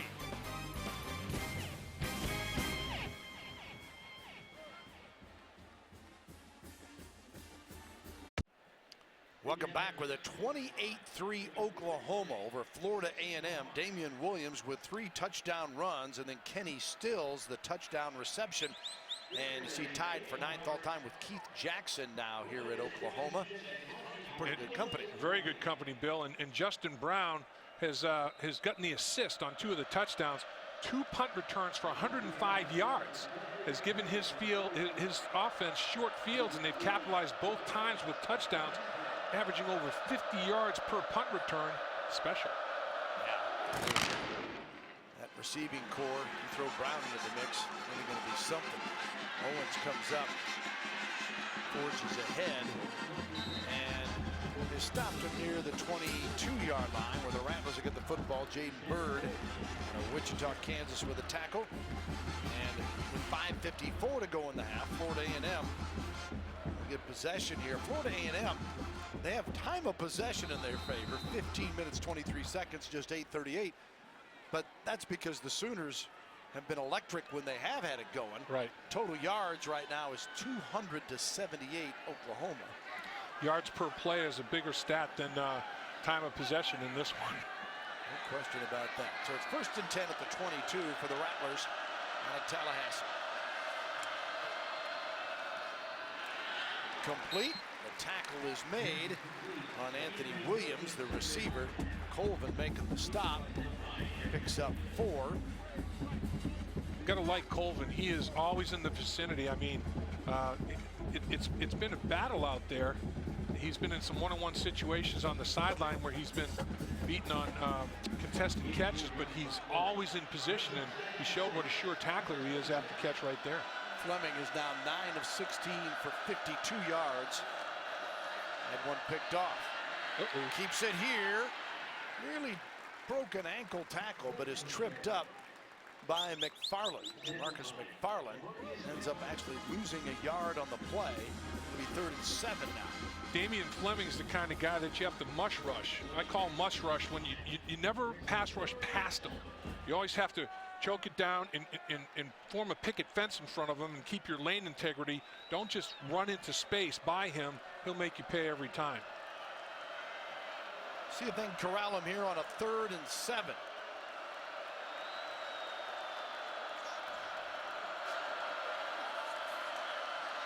Fleming. Got a man. It is complete. Harvey, can he beat him? 25, 20. Harvey at the 10 and gets to the pylon. Touchdown, A&M. Wow. Wheels. Travis Harvey goes the distance. This is just nothing fancy. Take the snap and throw the ball. Just a 9 route. Just get up the field and see if you can outrun him. And he absolutely did. Matched up with Hurst, just ran right by him. And then he took it the entire width of the football field. Once he saw Hurst closing, he just cut it inside immediately. And he had everybody beaten so badly, nobody had an angle on him. He ran a bunch of yards for that score. And the PAT by Varnador, and it is good. So Florida A&M, a 75-yard pass play, and on the board. Nice ball, and he's saying, I got one here. I got one here. Come on. Come on. Finish it. Finish it. That's good stuff right there. That's something he'll never forget. He's on the road in Norman, Oklahoma. Damian Fleming hooks up with Travis Harvey, and it's not like A&M doesn't have some athletes. Yeah. They got a quarterback that can throw it and some receivers that can run. Well, and over the years, Oklahoma's had that situation, Dave, where they'll be playing great, things are going good, and they'll give up a monster play. Right. And hopefully tonight it will not come back to haunt them. But those, again, are things that over the course of the season, one big play here or there like that can just turn a whole game around many times. And that's almost like a bad memory, because that's what happened last year on the back end. There would be assignment errors or a breakdown in the secondary that would allow teams to get the chunk play on them, and that's about as big a chunk as you can get because they took it to the house.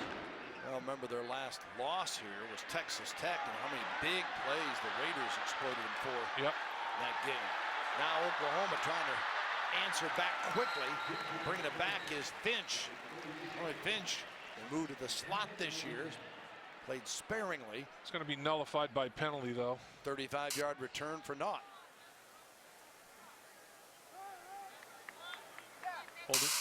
Holding penalty is going to bring him back for a long field now. That's another one. Bob Stoops is saying, okay, we have a nice return. Penalties, we're self-destructing. You know, I mean, Florida A&M's not necessarily beating us, although on that last touchdown pass they did, they were better. But, you know, penalties have nullified big plays. It's the same problem. He was hoping to see more precision tonight, and I don't think in the first half he's seen anywhere near the precision he was hopeful of taking a look at. Yeah, Oklahoma third penalty tonight. They had 7 for 55 yards against UTEP last week. And they'll have to go full field again. And Hand it off here. Williams picks up a couple before Denmark makes the stop. 4-yard gain. Last week, Florida A&M losing to Tennessee State. They had 9 penalties in that game. Tennessee State won the game with 20 penalties and 178 yards. It's about an ugly game. 29 penalties on both teams in that game? Oh my gosh. Is that a 5-hour game? No, the officials were paid by the flag in that particular contest, or what the deal was. Gain of 3 here, so it'll be 3rd and 1. And by the way, speaking of third down conversions, that touchdown pass was the first third down conversion for A&M tonight. And it was a big one, wasn't it? 75 yards and the score. 3rd and 1 here, the ball at the 22 for Landry Jones and company. Jones, quick hitter across the middle, still spins and has the first down easily out to the 29-yard line. That'll move the chains. 3:16 remaining in the half. 8-yard on the game. Stayed in bounds. Yep, Oklahoma again. Hurry up. As time not of concern, but I think sometimes Oklahoma felt at times last year they're almost too fast or too predictable tempo-wise. Whereas now, last week, maybe some new players and stuff that slowed it down a little bit. Tonight, we've seen it at times be high speed. Other times, they've taken their time. 7 yards on that gain. 2nd and 3.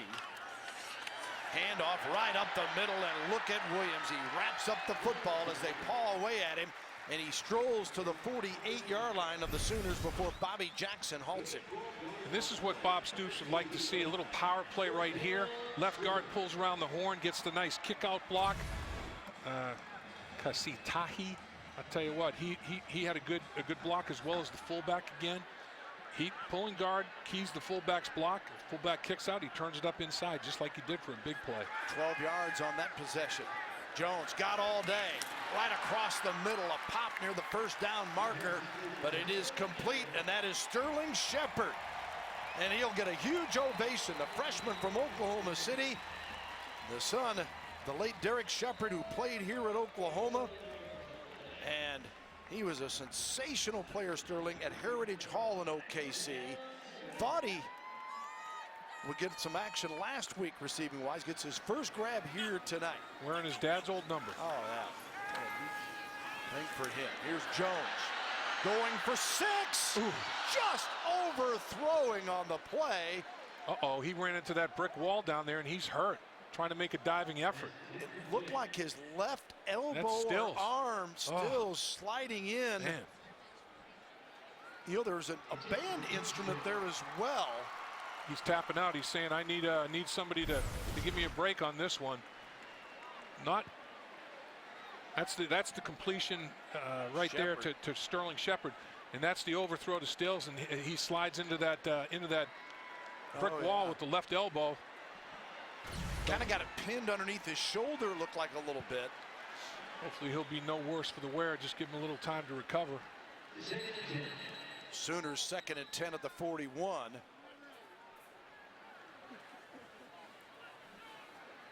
Timeout is called here, Oklahoma. Bob Stoops is livid. He is furious. He's all over the officials. He's saying, I don't want to. Did they charge them a timeout because the trainers came on the field to attend to Stills? That could be.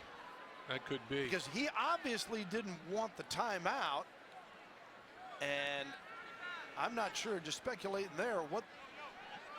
You know, it's interesting, back to Sterling Shepard a little bit. After he's saying there's no timeout now. No timeout charge is what he's trying to say. We can read his lips. Sometimes you don't want to read lips at football games, but in this case, it's all right. Exactly. Yes. And he's going to go tell both sidelines. Bob Stoops obviously knows. Now he's going to go talk to Joe Taylor, so Joe Taylor gets an explanation since he can't use his equipment's not working. He's telling Joe Taylor why there's no timeout charge. Sterling Shepard, the receiver we were talking about, when his dad passed away, Bob Stoops felt so badly for this young man at his dad's funeral, he basically took him under his wing. And at the age of 6 years old, he was at the locker room for every Oklahoma game. I mean, he grew up. Literally, Bob Stoops had him as part of the Oklahoma program from his young childhood. And here he is, a scholarship wide receiver, best player in the state of Oklahoma. last year, and what a storybook that is, boy. Oh, absolutely tremendous, and nobody's more excited than he is to get that first catch here as a Sooner. And now it's 2nd and 10, 1:57 remaining, and on the ground is Clay, for he is tackled. You know, if they could finish this drive with points, it'd be a pretty decent little thing that Bob Stoops be looking for, trying to get some consistency and rhythm and timing in his offense. They've mixed the run and pass pretty well in this drive. One timeout remaining for the Sooners. 1:32 and counting here. 3rd and 6. Got him. Yep. Now it's 3rd and 1. Little voice inflection, hard count. Don't listen to the quarterback. The ball's right under your nose. Don't move till the ball moves. Offsides on Florida A&M. I tell you, I have to admit, Bill, when I was playing center, though, and I had a very aggressive defensive lineman, I'd squeeze the ball. You know, and all they're looking for is a little movement. I'd squeeze the ball, and they jump every time. You know, it's don't move it, just squeeze it. And they'd complain to the umpire, and you know he couldn't see it. I just squeezed Tricks of the trade. Yeah. Big Dave Lapham. If they're going to be trying to come off the ball like a banshee, I'm going to use it against them a little bit. They bring in Blake Bell for the 3rd down and short situation. 3rd and 1. The 32. Got that. Here's the pile. He's 6'6", 254. The sophomore out of Wichita, Kansas, Bishop Carroll High School. Yeah, the first opportunity he had tonight, he was thrown for a loss. I can't recall him being thrown for a loss last year. I mean, the Belldozer, a nice little push. Boy, that's like a scrum right there, a rugby scrum. You talk about the flying wedge. Man, those guys, they just hit the apex and pushed it. So 1st and 10, clock a factor though, 1:01 to go. Here's Jones. Wide open receiver, that is Brennan Clay, and Clay gets across the 20 before he's wrestled to the ground. Be another 1st down after a pickup of 11, and Blunt made the tackle that time. Akil Blunt, freshman out of Pittsburgh. You want to save that timeout to run the field goal team on the field if you have to, so 44 seconds and counting. 1st and 10 at the 18. How about 7? Touchdown, Oklahoma. What a passing catch. And McGuire, the freshman, gets his first TD as a Sooner on an 18-yard play. McGuire has triple XL gloves. This guy is almost like a cartoon how big his hands are. I mean, from his little finger to his thumb, he could probably palm a ruler. He has got big old markers on him. He just plucked that ball effortlessly from the air. Gets a nice little release inside, and he's got big pillows at the end of his arms to catch that football. Sweet. Sooners work the clock, leave just 36 seconds to go, and the kick by Honeycutt is good, and Oklahoma makes it 35-10 and answered quickly after Florida A&M score. Look at the extension catch of the football. I think we're going to see a few of those. That's his first one of his collegiate career at Oklahoma, but it's not going to be his last. And he has some muckers on him. Wow.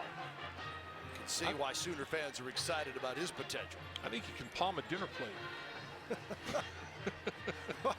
Your dinner plate? Yeah, right. Now, if he can palm your dinner plate. An empty dinner plate, not with any food on it. I'm going to say, wait a minute. He palms your dinner plate. That's ridiculous. Oh, man. He does have some. I noticed it in practice. I'm watching him catch the football in practice. Wow, this guy has some.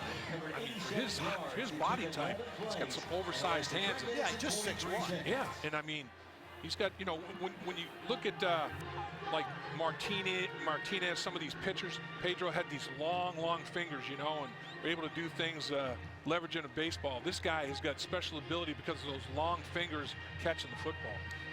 Landry Jones, his second TD pass tonight, 97th of his OU career. He's #1 on the OU charts in completions, attempts, touchdowns, yardage, yards per game.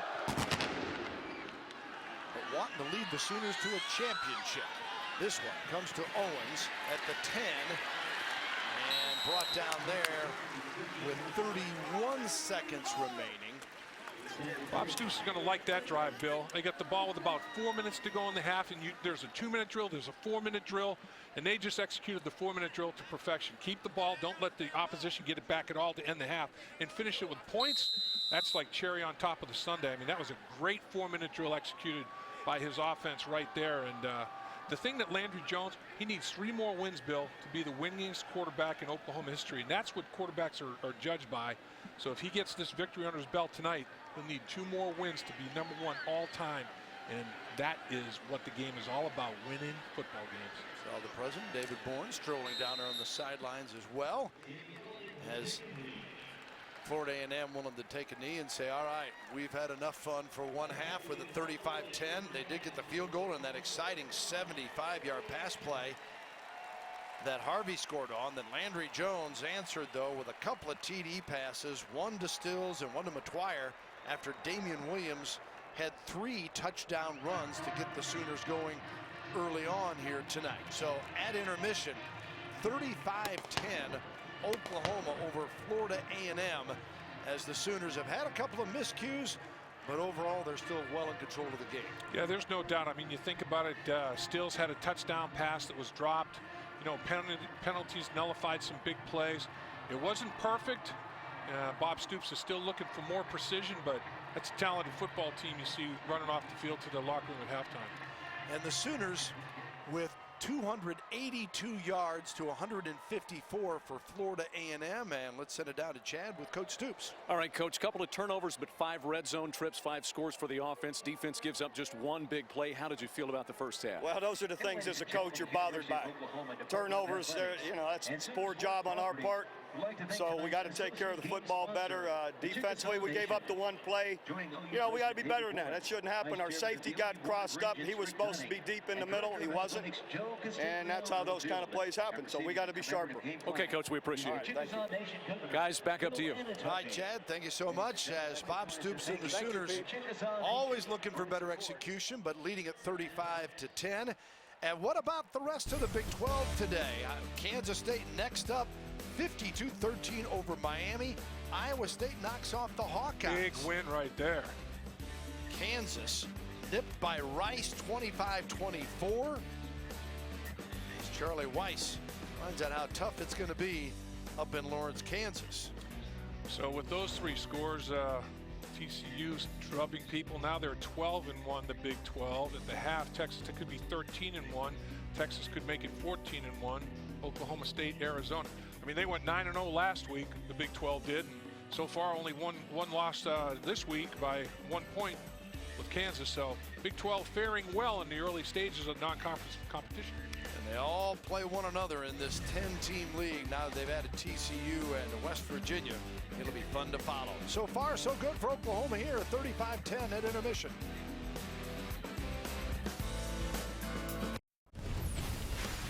Fox College Football is presented by Academy Sports and Outdoors. Right stuff, low price every day.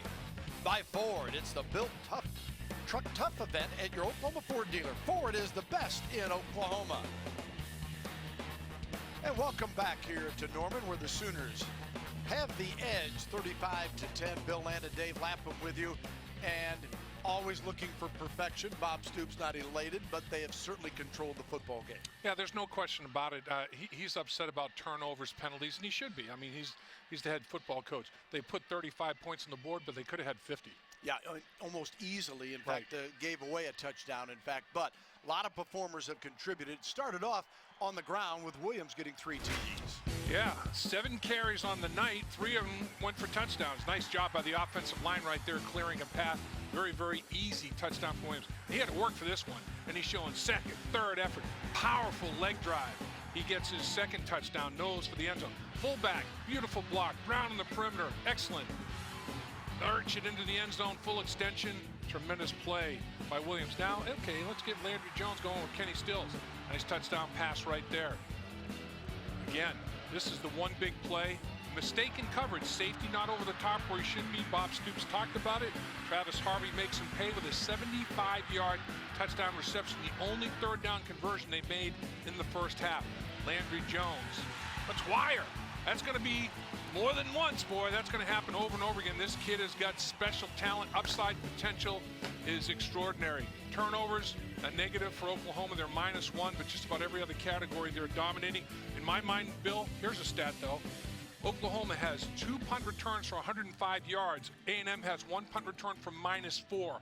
That's over a football field of hidden yards just in the punting game alone. Oklahoma has had short fields twice, courtesy of Brown with his punt returns. Special teams, always a big factor, especially as you move on to conference play. And the Sooners lead it here, 35-10, second half. Coming up, stay with us.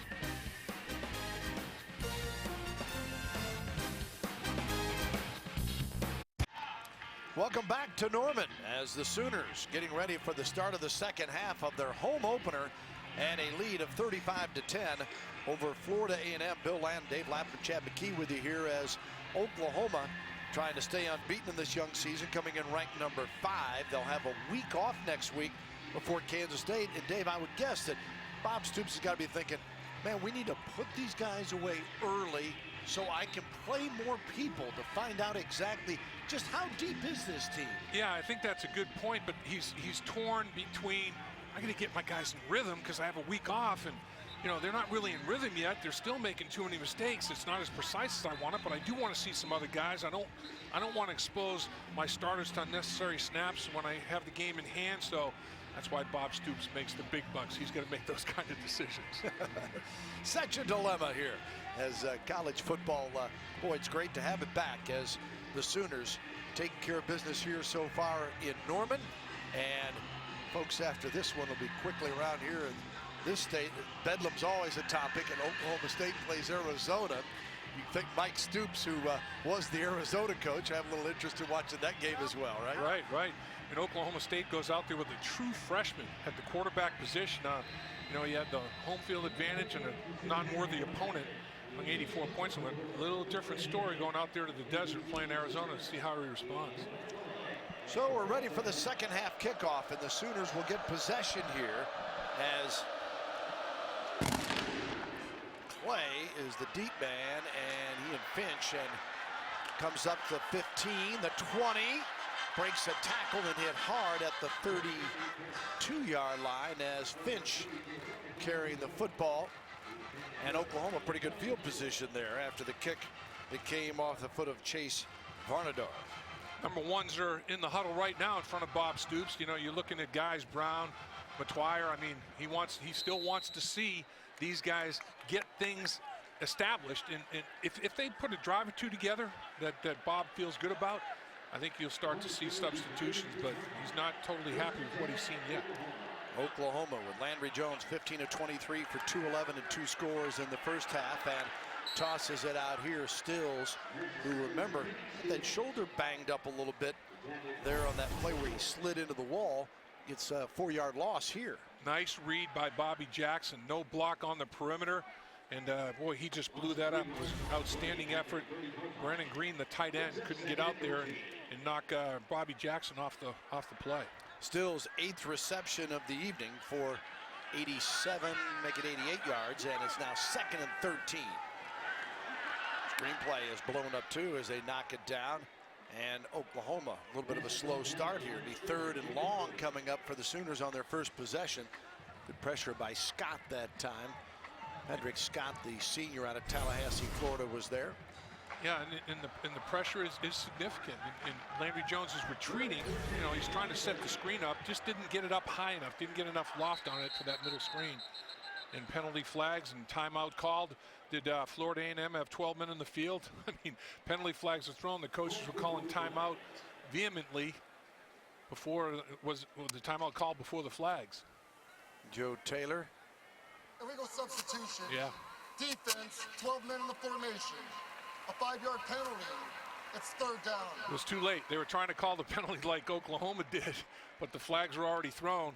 So, you know, Joe Taylor said, hey, wait a second now. In the first half, we didn't get the benefit of that, but 5-yard penalty makes it, it's still 3rd and long, but it's not 3rd and 13, it's 3rd and 8. That's a horse of a different color. And now Oklahoma moves, it looks like. Now, there was the defensive lineman lurched forward. He caused the reaction. It used to be automatic on the offense. Now it's a judgment call by the officials. Did he react to the defensive player? What's that call going to be? Full start, offense, number 69. 5-yard penalty, 3rd down. Watch early movement here and watch the reaction to it. Break the line of scrimmage into neutral and reacted to it. They call the false start on the tackle. It used to be that automatically. Now it's a judgment call by the official. And referee Reggie Smith, glad to see he's got his mic working again too, so he can sort it out for us here. 3rd and 13 now. Landry Jones, and he delivers, stills, spins. He's at the 50. First down, Oklahoma. Stills continues his outstanding evening with his 9th catch of the night. Pillow brings him down, but not until he picked up 21 yards. Oklahoma Sooners now 5 of 8 on 3rd down. And they come back quickly. Here's Stills again. Scampers out of bounds on the Rattler sideline. The key play, Brown. What do you do without the football? Justin Brown blocks his tail off. He chopped his defender to the turf, made it easy for Stills to pick up yards on that receiver screen. Moves the chains 10 yards. Watch one receiver blocking for the other. Right there, Brown chops him to the turf. Excellent. Can't do any better than that. Matthews upset about it, but it was a very clean block by Justin Brown. Brown, the 6'3" senior out of Wilmington, Delaware, left Penn State. Boy, what an impact he's making. And impressive that, heard earlier, that he still wants to get his degree from Penn State, and all of his hours here will transfer. His degree will still come from Penn State. On the ground this time is Clay. He stopped at the 33-yard line where Ross makes the tackle for the Rattlers. I have a feeling Brown's one of those kind of kids where, as great a football player as he is, he's probably even a better person. You know, he's just one of those guys that does everything the right way. And guys like that only enhance your program. When your better players are your better people, you got a nice thing going on. Caught 73 passes for over 1,000 yards in his years at Penn State. 2nd and 5 at the 33. Boom. Clay dancing through and then shows a little power as he lowers the shoulder in the boom down to the 21-yard line where Pillow makes for a not-so-soft landing. Yeah, and this is what Bob Stoops wanted to see. Start to impose your will a little bit. Nice pull by the left guard, gets a clean block. Double team between right guard and center was outstanding. Around the horn came Adam Shedd. Off to the race. Clay, he heard you. 10, 5, gets down inside to the 3-yard line. We'll see where they mark him stepping out. And Pillow again covering, but Sooners quickly underway. Boy, nice block by the fullback, gets the kickout block. A little crack back by the wide receiver. Brown down the field doing it again, getting his block on the perimeter. Matthews is complaining that he was held. No call. Excellent blocking on the edge. Inside, they're moving. So it's 1st and goal from the 4-yard line for Oklahoma. Late entry. They only had 10 on the field. And Clay, wow, how about that? Now the signal, touchdown Oklahoma. Shows you 4 tough yards. He just carried a couple into the end zone with it. This reminded me of Williams' touchdown run from inside the 5-yard line. Offensive line come off the ball and sustain blocks. Now lower your pad level, low man wins. Lowered that pad level and ran over Pillow. Pillow was a little bit too soft in his downhill force on that. It's bottom line physics in football. Low man wins. So Honeycutt on for the PAT. And it's good. Oklahoma with Clay getting into the touchdown parade. His first of the night, 42-10.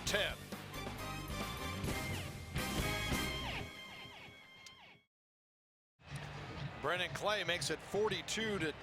Clay last year 274 yards rushing, another 104 in the receiving game. And Clay, the 4-yarder for the score, but he also had 4 carries for 38 yards in that drive. Very impressive as Oklahoma. You said something about imposing their will.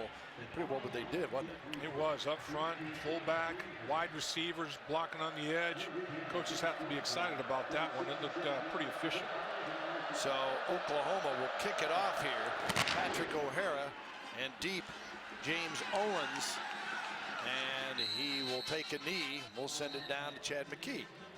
Just a quick injury update on OU starting safety Tony Jefferson. He was in the game for a while, came out to get his ankle retaped, re-entered the game, left again to the locker room, got some ice, and now has a boot on his right ankle. So Tony Jefferson's night is done, and we'll see what that bodes. Sooners have a bye week next week.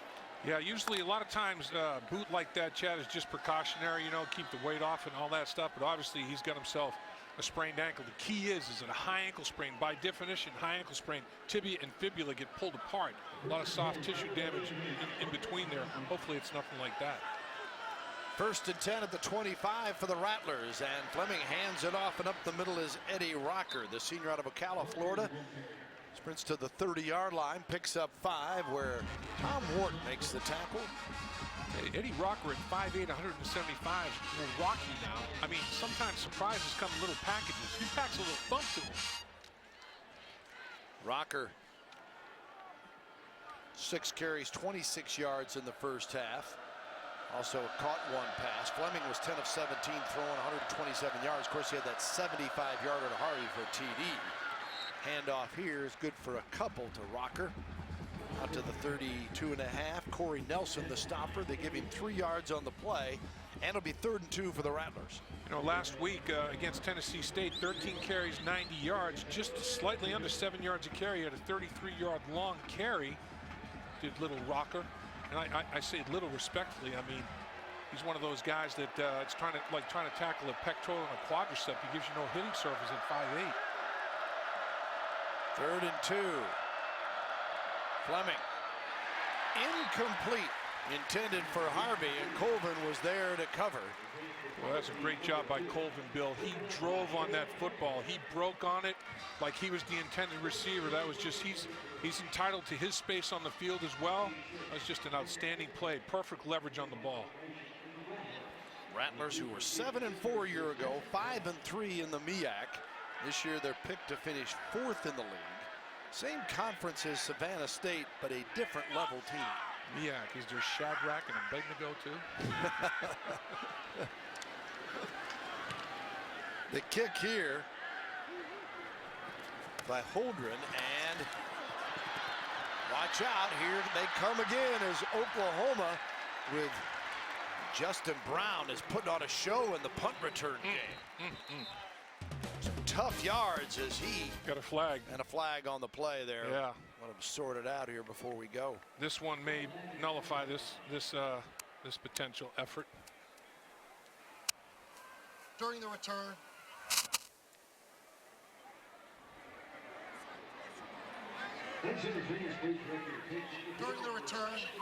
clock in the back, receiving team number 23, 10-yard penalty, 1st down, timeout.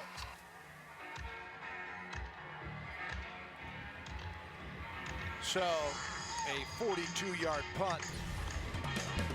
Nice return by Brown. There's the block in the back right there. We'll be right back.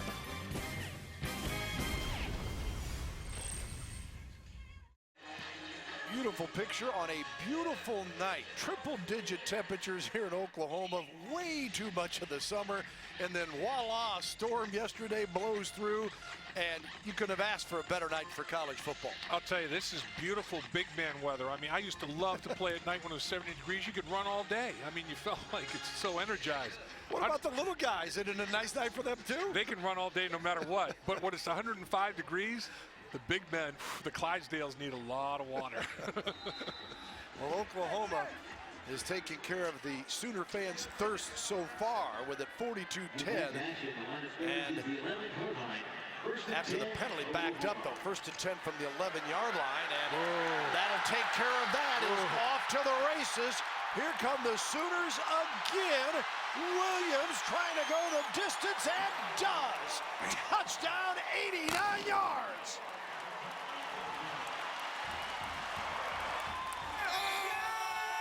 Okay, Trey Millard, big old fullback, you got to live vicariously as you get down the football field, get a tremendous kick-out block. Watch number 33 sort it out. Watch this, kick-out, boom, and off to the races. Nobody there. His safety takes a horrible angle, and Williams is, see you later, sayonara. Look at my name on the back of my jersey. That'll give your average a bit of a boost. Man, 4th touchdown from all different distances and angles. And the Sooners with 10:34 to go in the 3rd quarter, and Williams an 89-yard TD run capped by the PAT from Honeycutt. Lead it 49-10. Let's see what he's got. A little celebration action. Ooh, easy, McGuire. Don't take him to the brick wall. We've already had one incident at brick wall. Had enough guys, that have done exactly that. And well, last year Blake Bell had 4 TDs in the Baylor game, and Williams gets his 4th with 10:34 to go here in the 3rd quarter. He's got 5 on the season now. He had one from 65 long distance last week against UTEP. This one was what, 80? What? 89. 89. My goodness. He can take it to the house, and he's shown that ability to make you miss and run away from you. And then one of his runs tonight, 2nd and 3rd effort, individually got him a touchdown, show him the power. Bob Stoops going to like what he sees out of the junior college transfer for sure. Williams, high school ball in San Diego, Mira Mesa High School. Ran for 2,287 yards as a senior and 24 scores, and then outstanding career at Arizona Western Junior College, and has shown no problems in taking care of business at the D1 level. And Owens is again the deep man here. O'Hara with a kick. He receives it at the 2. And is brought down there. How about Williams? Here's how 4 TDs come about. And this one, offensive line, great job. He doesn't get hit till he crosses the end zone. He scores a touch football. This one, though, drive the legs, finish, extend. Big time effort there. Nice job by the fullback. Nice job by Brown on the perimeter. So you have Millard and Brown blocking. Millard makes a nice block on this one, and Williams is off to the races. I'm going to give Trey Millard a little bit of love, too, number 33 in that red jersey. He's blocked from fullback. He's blocked from H-back in motion. This kid is a blocking machine. The backfield tonight's been productive. Well, you got to go back to the last time the Sooners had a 70-yard run from scrimmage. A 70-yard run was DeMarco Murray against A&M back in 08.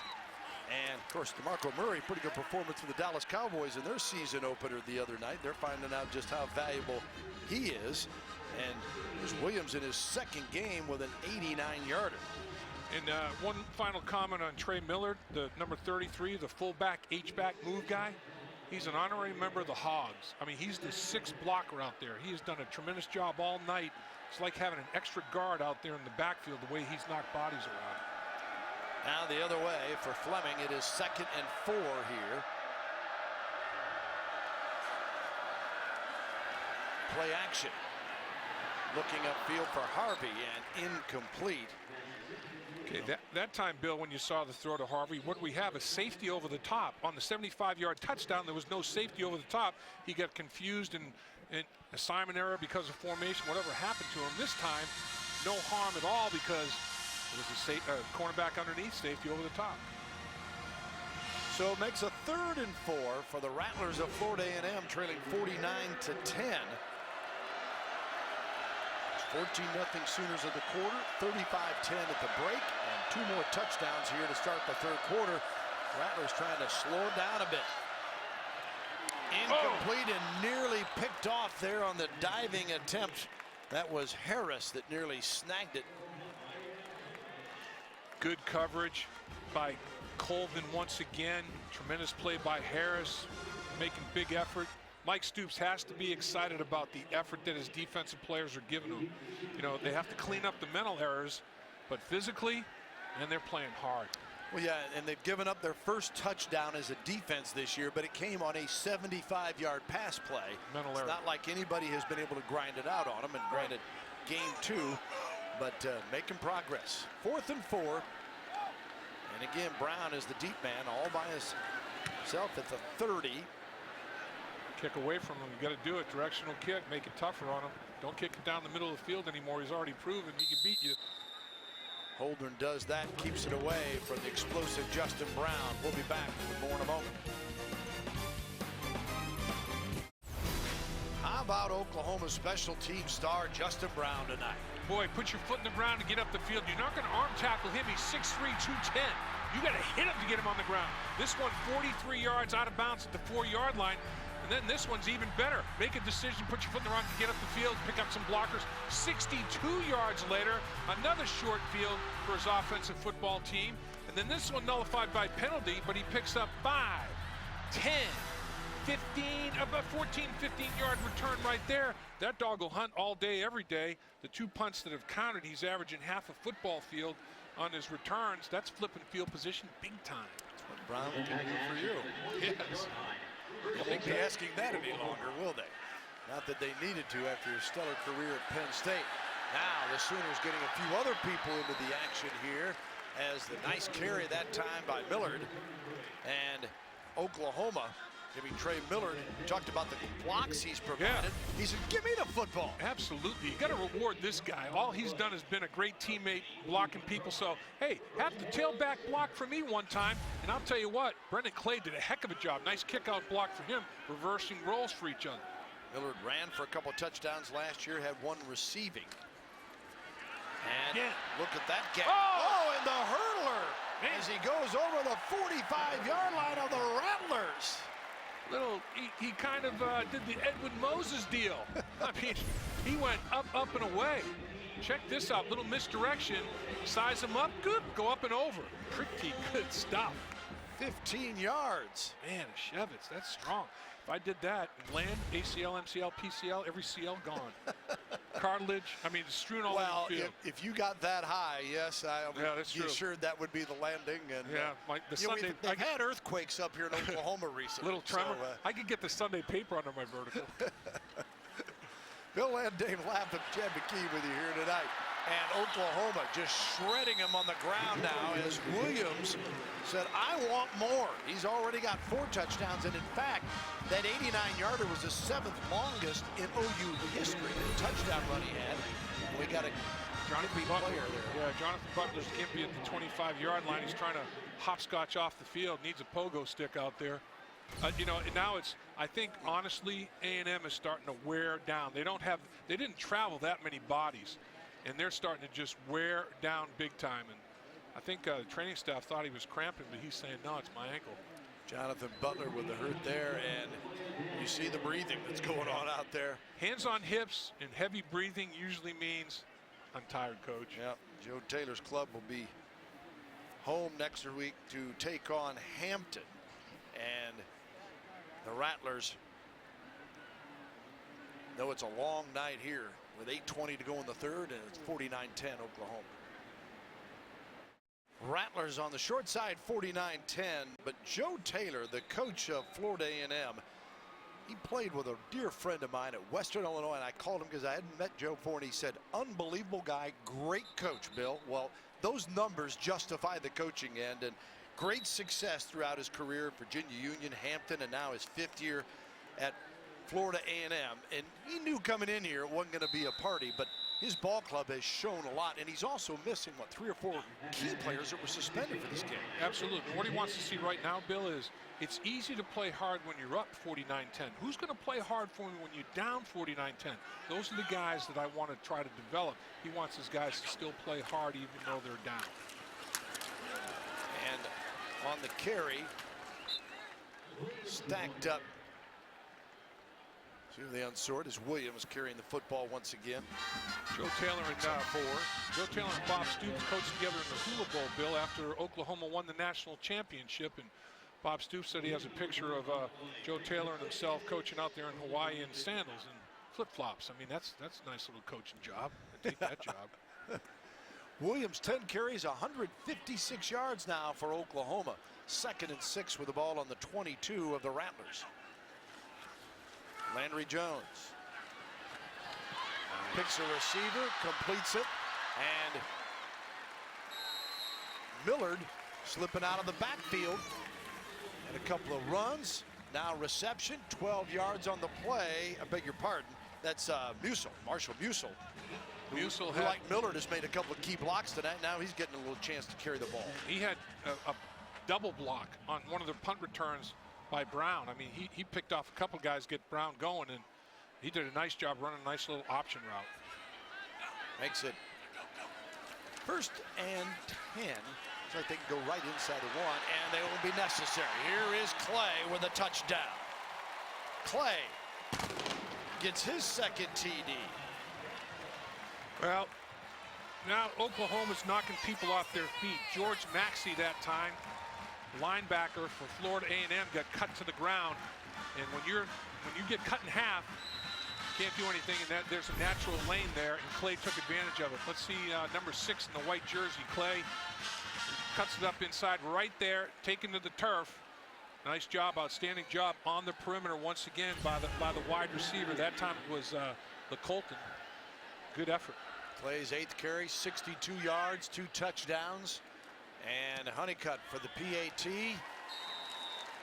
It is good. And Oklahoma 56-10 with a 21-point quarter, and we have 6:49 remaining in the third.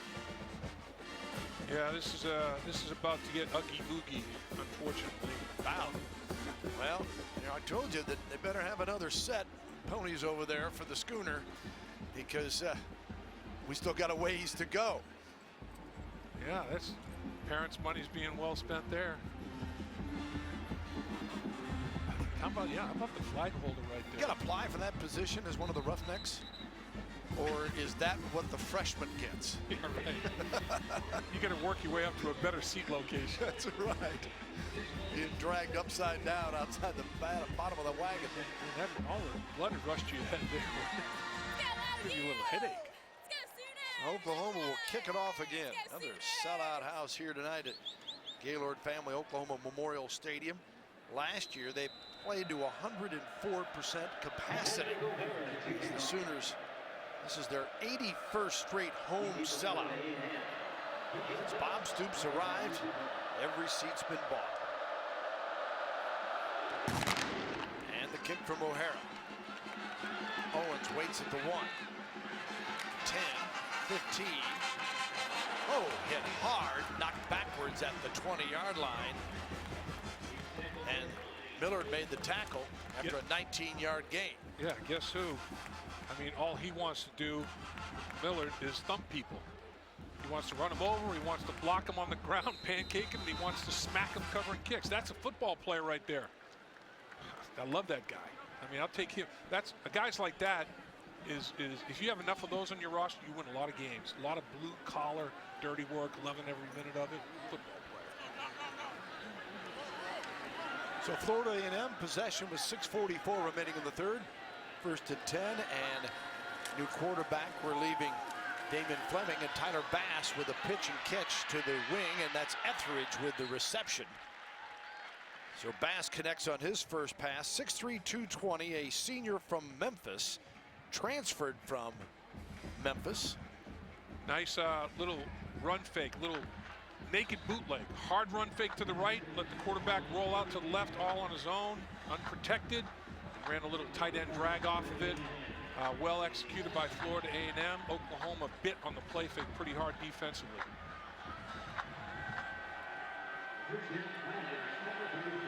So 1st and 10 on the 33 for Florida A&M as Bass sees if he can get it moving. Gives it off to Owens, and Owens, good hard run, for he is tackled at the 36-yard line of the Rattlers. You know, Bill, two things I thought were going to be in Oklahoma's favor big time tonight. 3rd down and red zone. Oklahoma's been in the red zone 7 times, has scored 7 touchdowns. Can't do any better than that. A&M has not sniffed the red zone. The red zone's the twilight zone. They don't know what the red zone's like right now. That's how well, you know, Oklahoma's defense has played, keeping them out of the red zone, and they've really handled them on 3rd down on both sides of the ball as well.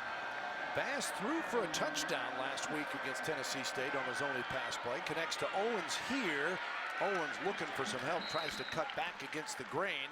Picks up another yard or two before he is stopped at the 37-yard line. And okay, Bill, you have backups in the game. These guys want snaps. Take a look at how many guys pursue the ball. You got fresh legs, catch. 1, 2, 3, 4, 5, 6. I mean, it's like a swarm of red bees to the football. And that's what Mike Stoops wants to see.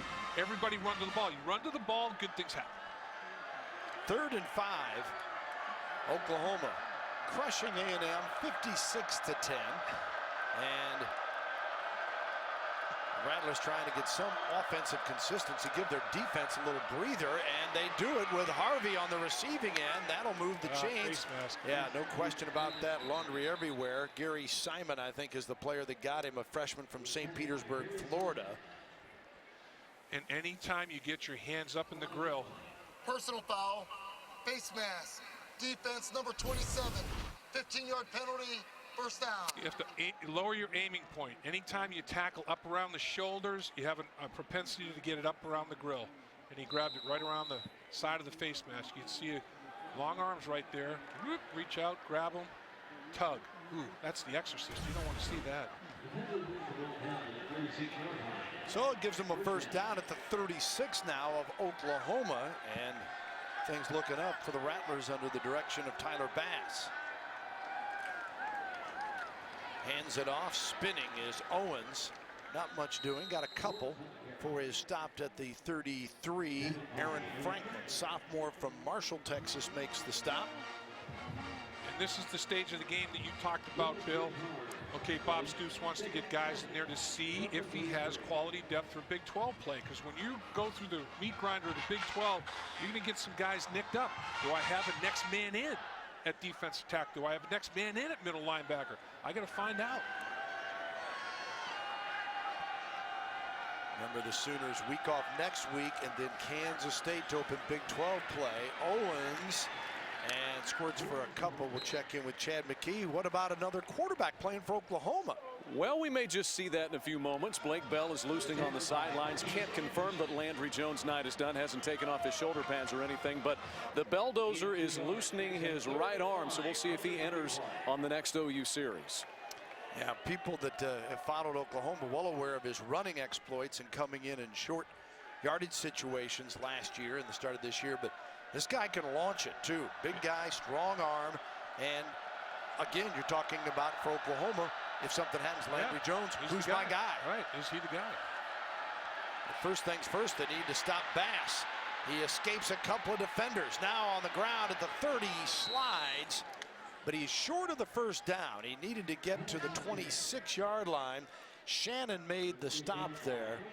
Frank Shannon, a redshirt freshman out of Dallas Skyline High School, 6'1", 230. Ben Gazzara, run for your life. Here comes the pressure.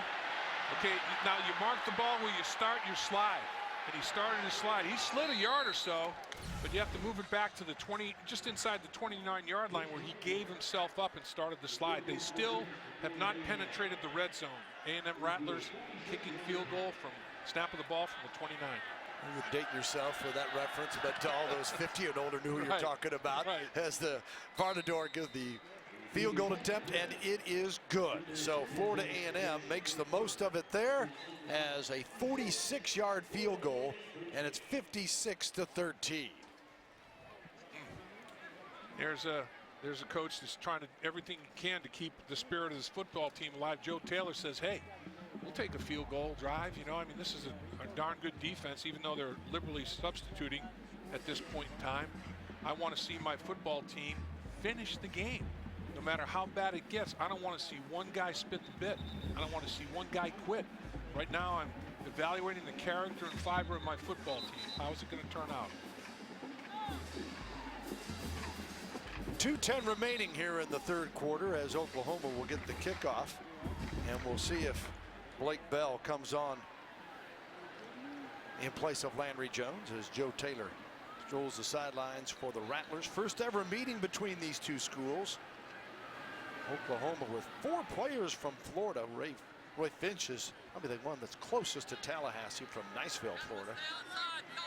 Blake Bell, he's rung a few bells, you know, with his power running the football. I mean, he's Tim Tebow-like in that regard. The way he can, do things with his feet and legs. He's built like Tim Tebow. He's a bigger bodied guy. He's not, the real quick change of direction guy. The kickoff to Oklahoma. The Sooners take it inside the 10. And a big hole again. And spinning and wheeling out of bounds is Roy Finch. Talked about the Floridian. Nice return. Matthews makes the tackle. Fox College Football is presented by Academy Sports and Outdoors. Right stuff, low price, every day. and by Ford. It's the Built Tough Truck event at your Oklahoma Ford dealer. Ford is the best in Oklahoma. How'd you like to beat Vonador, Bill? That was the kicker who was trying to cover, and he came up on Finch, and Finch made a spin move on him that was unbelievable, and the place kicker lurched out into space. No chance. Blake Bell does come on to replace Landry Jones. He's probably wondering, wait a minute, it's 1st and 10. What am I doing out here? And we're in midfield, right? So he hands it off to Whaley, and Whaley gets a whirl across to the 43-yard line. Dave was talking about Vonador. Take a look at what he has to do here. It's a tough deal. Whoops. Man, I think I saw a ghost. He was there. Where did he go? Man, man. New fullback, David Driscoll. David Driscoll just gets a crushing block, allowing his running back to sashay unmolested. 1st and 10, the ball on the 43 at the 11-yard pickup by Whaley. And again, the handoff here. And Whaley had that jersey pulled on, but he stays in bounds before he dances out.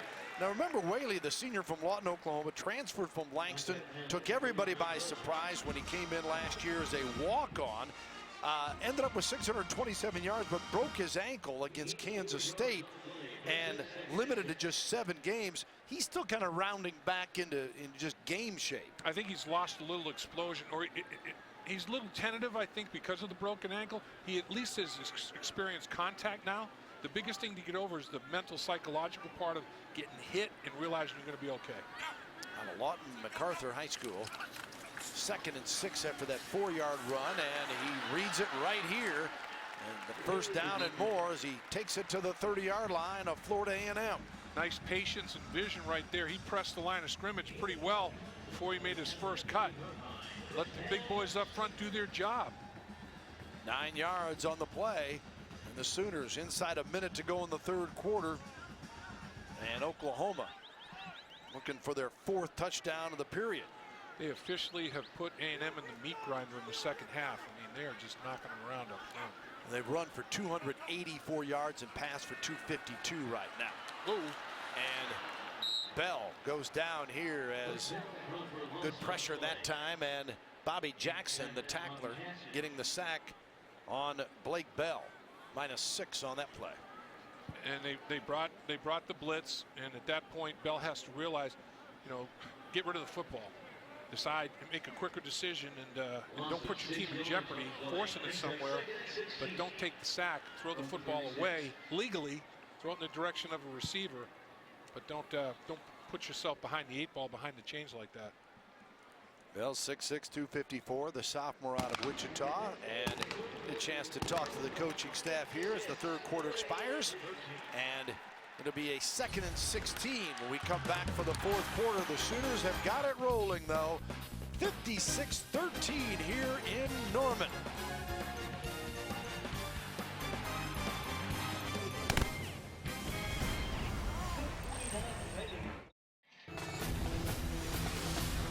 Oklahoma, where the Sooners are rolling here. And they've been rolling since Bob Stoops arrived on the scene after a rough period from 90 to 98. Look what's happened under the direction of Stoops. 1 national title, 7 Big 12 championships, 13 consecutive bowl appearances, and they come out firing to start the 4th quarter as this pass is complete to Brandon Green from Bell. That was a 2nd and 16, by the way. Pretty good throw. Put that in a good spot with some good velocity on it. You know, when you throw with that kind of accuracy and that kind of velocity, you get a chance. So the Sooners knocking on the door again in the red zone. 1st and 10, the ball on the 18-yard line.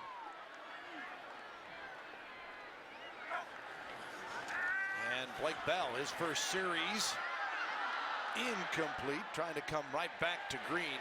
We showed you that quick graphic. What about Bob Stoops and his time here impresses you the most? When we'll take a look here after this penalty is called here, Dave. Okay. I think Denmark covering on that play. We'll see what the ruling is here. Yeah, they're going to call interference on him. I thought there could have been some early contact there. I don't know if they're deciding to pick that flag up or not. What are you doing? Denmark's saying pick it up. There is no foul on the play. 2nd down. and they have decided to pick it up.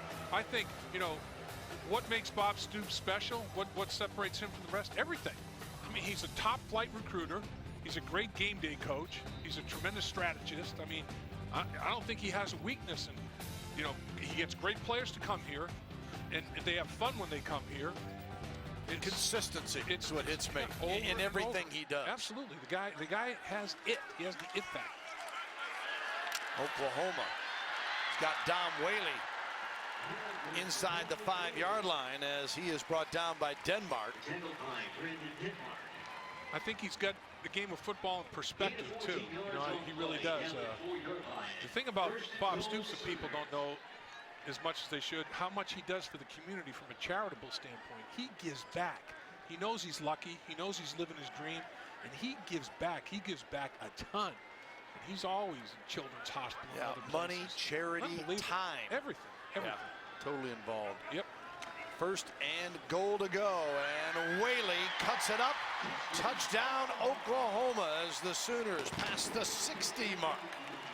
8 red zone possessions, 8 red zone touchdowns. Every time they've been in a goal-to-go situation, which is probably half of those red zone possessions, they have pounded it in there. Offensive line, beautiful job of fitting their blocks and finishing. As an offensive lineman, that's what your goal is. Fit and then finish. Get where you're supposed to be, and then get there with your feet, finish with your hands. Well, it's now 62-13 as Honeycutt comes on for the PAT. It might be like that Sooner Schooner wagon. And he misses this one as it hits the upright. And he grabs his helmet in disbelief. Well, you can understand. Last year he's 55 of 56. We'll be right back. Here's that wagon again. 62-13. Welcome back with it 62-13. The Sooners hitting the 60 mark for the first time since, well, last season against Ball State. 62 they had.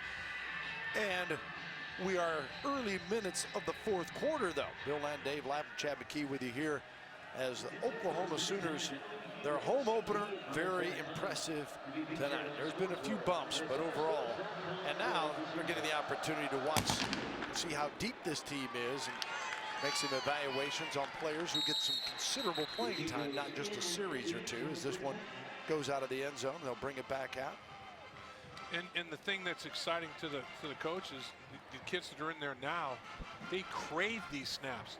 I mean, they work hard all week, every week for this opportunity to get in the football game to show Coach Stoops, hey, I know what my role is now, but I want an opportunity to expand my role. I want to catch your eye.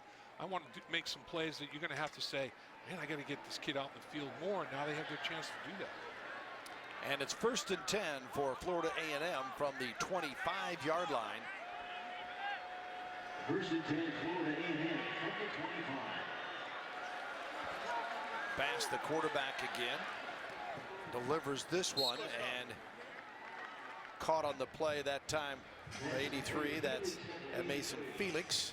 Picks up a couple of yards. Nice adjustment on naked bootleg by Mike Stoops and his defensive players right there. They ran it again, but the opposite way. Hard play fake to the left, naked bootleg to the right. Defensive lineman out there right in the face is Peterson, and he's pressuring it, and the coverage is good down the field. I mean, they don't make the same mistake twice. That's encouraging. 2nd and 7 from the 28-yard line for the Rattlers. Bass hands it off. Owens sheds a tackler. Owens scoots up the sideline, picks up first down yardage, and we'll move it out to the 40-yard line for Florida A&M, where Franklin met him and got him out of bounds. A 12-yard pickup. Ibugloye had an opportunity and couldn't make the play on it. Once he missed the tackle, it was bouncing to the outside because he had the run support on the edge. He was the guy that was supposed to set the edge and couldn't finish it. 1st and 10 at the 40. Tyler Bass, a senior out of Memphis, in control now for the Rattlers. And Owens is wrapped up hard and brought down the 42-yard line. Jordan Phillips, redshirt freshman from Towanda, Kansas with the tackle. Redshirted last year. He was 6'6", 318 pounds. Man, oh man, what's that kid eating? You know, everything. Yeah, you go to practice. Look at how many bars on that face mask. Wow, that's a 6 bar there. I think you can cook cheeseburgers on that bad boy. Little propane gas. You got a grill going. It's all food related with you, especially when we haven't eaten in a few hours. Yes, right on there. 2nd and 9, the ball at the 41. Bass and gets sacked on the play as there's Anderson, Marquis Anderson with the tackle. You know, in practice yesterday with Coach Stoops, I'm like, you know, these guys are in shorts and t-shirts, so they don't have numbers on. So I'm saying, Coach, who's that guy over there? Oh, Dave, that's a true freshman. He's 18 years old. I said, you kidding me? How big is he? 6'5", 265.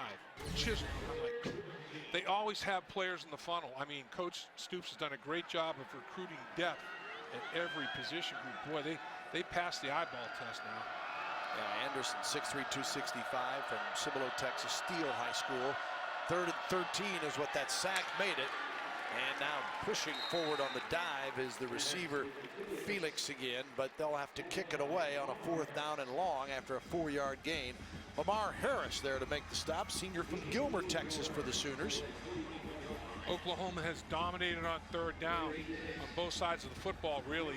Defensively, they've been stout. They came in 10th in the nation, allowing only 19% on 3rd down. 2 of 14 tonight. Yeah, so they're going to be a heck of a lot better. They're 3 of 16 coming in, so now they're 5 out of 30. They've only allowed 5 out of 30 opportunities. And the punt, a low kick. Again, they stay away from Brown. And a timeout is called. He's got a reason to smile, as do all the Sooners. 62-13.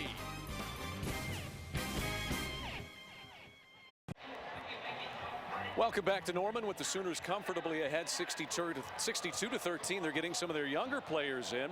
And that includes offensive lineman, deep snapper Austin Woods, wearing 50 in crimson. He's in at right guard right now. But he was bothered by sore throat and swollen glands this past spring and then diagnosed with Hodgkin's lymphoma. And guys, he undergoes 3 to 4 hours of chemotherapy every other week. Some days it's chemotherapy followed by practice. He's even taken some teammates along with him for some of those treatments in Oklahoma City. His last treatment will be in early October, and reports on his last scan of his lymph nodes were excellent. Got a chance to meet his parents there in attendance today. A wonderful story, but seems to be doing well. 50 in crimson, a guy we're especially rooting for. No question. The game's important to that young man. You know, a guy like that, you think you have problems, you pick your problems up and you go home. I mean, this kid is, the commitment that he has, he's a leader. Everybody else is saying, am I doing enough? Look what Austin Woods is doing. He's having chemotherapy and coming out to practice. You kidding me? Bell completes it across the middle here, out to the 35-yard line, and Decree made the tackle on Bester. Colton Bester, a junior from Scuba, Mississippi. And Dave, almost everybody, unfortunately, knows someone that's gone through some type of horrendous cancer treatment.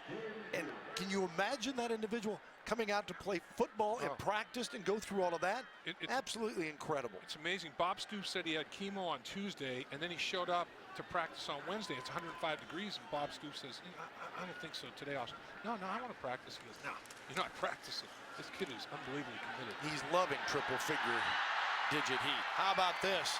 Pass across midfield to Shepard on the reception. Had his first as a Sooner earlier, makes a diving grab here.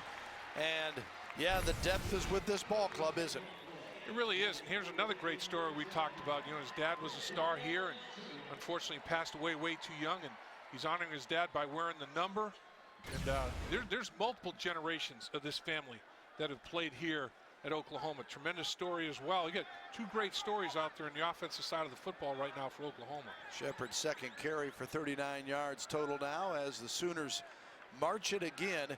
They have hit the 600-yard mark in total offense now, with 296 rushing, 304 passing. And Blake Bell, pocket breaks down here. He's strong, but not that strong as he tries to pull away from a couple. Brought down for a loss on the play at the 45, and Pedrick Scott leading the charge for the Rattler defensive front. Tyrus Thompson loses his headgear. Number 71, he has to leave the field as he's trying to pick up protection. You see the headgear fly, and he's unprotected. Picks that headgear up, has to exit stage right. He's out for a snap. New college football rule. 2nd and 19 for Bell now as the Sooners backed up at the 46-yard line officially. Look to the sideline for the call. Signals and placards. On numbers, multiple signal callers on every college sideline now. It's really become an art form, hasn't it? It really has. Little dump off pass here, and then Shepard. A little dance to the outside, and he's mad because he thought he might break it. And Vasti made the tackle that time.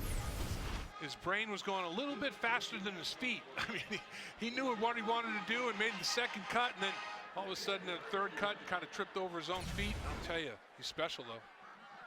Got some quicks. 3rd and 9 at the 36-yard line. Changing the play up here as Bell again glances to the sideline. They reset.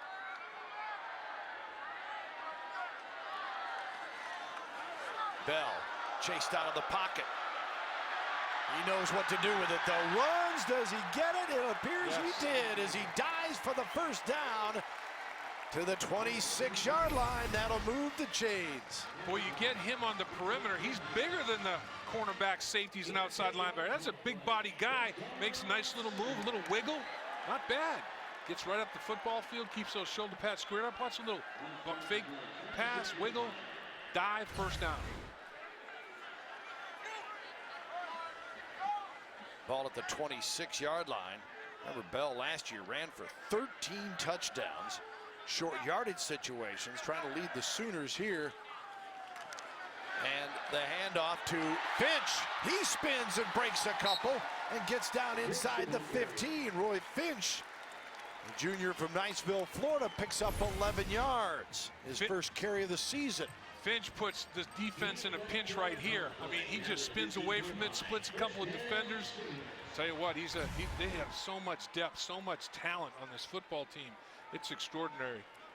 Finch ran for 605 yards last season and 3 touchdowns, caught 34 passes for 296, and made as a slot receiver this year and a return man. And Finch, again, room to roam and strolls into the end zone as Oklahoma tacks on another one, and the Sooners 68-13 as Finch goes 15 yards for the score. Deron Neal, watch the block that he has in the perimeter. Number 13 in the red jersey right there. Pancake, see ya. Knocked him down as he tried to get up, knocked him down again. Man, that's just abuse on the perimeter. The wide receivers have done an outstanding job. They've turned 7-yard gains into 70-yard gains tonight with their efforts on the perimeter. And for Oklahoma, the 8th rushing touchdown of the night. Now, they had set 7 back in 07 against North Texas. Finch gives them their 8th rushing touchdown of the night. It's 69-13 after that kick.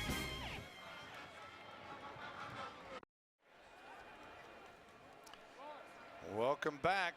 Hope they've been in the weight room, that whole crew, because 69-13.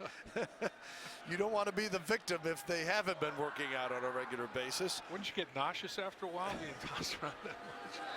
Well, I think our buddy Jim Knox over the years can give training on that. That's right? True. That's Mr. true. Sideline himself with Fox Sports. As Bob Stoops looks on, 8 plays, 71 yards. Finch, a 15-yard TD run. The Sooner record for rushing touchdowns as a team back in 1980, they ran for 12 against Colorado. Wow. Here's the kick, and Owens with the return. And gang tackled near the 30-yard line, where the Rattlers will take over with 5:52 to go in the football game. Well, where the rubber meets the road is the red zone. And red zone tonight, Oklahoma's 9 for 9. It should be called the green zone because they haven't stopped whatsoever. They've just, full speed ahead. Call it the green zone. They're there 9 times and punching in the end zone, all 9 of them. On the flip side of it, A&M hasn't even gotten there one time. That tells you all you need to know about this football game. Yardage tonight, 637 for Oklahoma, 220 for Florida A&M. Remember, they got 75 on the one pass play for their lone touchdown of the night. Bass hands it off here. Someone blew a shoe. The tire came out. Going to have to take a pit stop. One of the big old linemen. Yeah, it's not. Just throw it on there. Nobody. You don't even have to tie it up, do you? Lineman up. They got that low center. Jamal Gay, 6'2", 265. Blew a tire. That was a quick pit stop, though. Got that changed out right away. Yeah, they didn't put a watch on it, but that didn't take long. 5:23 on this one to go as far as time is concerned. Clock running here with the Sooners rolling over the Rattlers. And Bass rolls out again, throws this one to the sideline, and the coaches can catch too. Well, Mike Stoops, as you take a look at the defensive side of it, he came up with that football. His defense has given up 1 touchdown in 8 quarters of play, almost 8 quarters of play, 5 minutes and 10 seconds to go in this final quarter, and it was on a broken coverage, 75-yard touchdown pass on 3rd and long, which will stick in his craw. It's always good to have something to be mad at your team about when you play a game like this, and that's the good news. You know, they handle A&M 69-13, but there are so many things that need to be fixed and can be corrected. The coach is going to take advantage of every one of them. Well, it's 3rd and 8 for the Rattlers. They're 2 of 14 in 3rd down situations, and this one is complete to Etheridge. He spins forward and very close to the first down. We'll see. And that 3rd down, Mike Stoops doesn't like any conversion on 3rd down. He took the headset off and bristled at his defense about giving up that 1st down on a 3rd down conversion. He's very, very demanding of his players and his assistant coaches in a positive way. He's got high standards. He has high standards for himself. And like he said, I take this stuff personally. I want everybody else to, too. 1st and 10 at the 40 for Florida A&M. Nothing happening on that one. The rushing touchdowns, the pace was set tonight by Damian Williams, who ran for 156 yards and 4 scores. And that 156 yards rushing is the most yards in a debut at Owen Field for Oklahoma. Wow. For a guy's first game here as a Sooner. And the JUCO transfer from Arizona Western, very impressive before he sat down early tonight. Absolutely, he is something. Clay has been great. Whaley got in the act, and then Finch with the TD, and in between, Landry Jones is thrown for 252 yards and 2 scores. On the ground again for the Rattlers as Favors makes the tackle. You know, you look at Bob and Mike Stoops. Bob Stoops is so thrilled to have Mike Stoops back as his defensive coordinator. Football's all about trust. And Bob Stoops, I mean, it's his blood. He trusts Mike. He trusts everything about Mike. Quarterbacks have to trust receivers. Head coaches have to trust their assistant coaches. I mean, that's what it's all about in the game of football. You got to trust the guy next to you. 3rd down and 5 here. Jordan has got the last couple of carries for the Rattlers and will get it again and not going anywhere. And people should understand too, Dave, that Brent Venables was a terrific coach, well-liked, did an outstanding job here. Sometimes change just happens, though, and it's good for everybody. And Mike Stoops coming back from Arizona, years as a head coach, will be valuable to what he provides now. Brent Venables will go on and do well, and it's just sometimes you need a change, and there's not like somebody's at fault for anything. Absolutely. Brent Venables is at Clemson as defensive coordinator. He'll do a great job there. And Mike Stoops went to Arizona as the head coach. He's bringing all those experiences as a head coach. That helps his brother, too. I mean, you have somebody that has been in the head coach's shoes as your defensive coordinator. That's a helpful thing. The punt is grabbed at around the 30-yard line, and Oklahoma will get it back with 2:35 to go. Will they break the 70 mark? Stick around.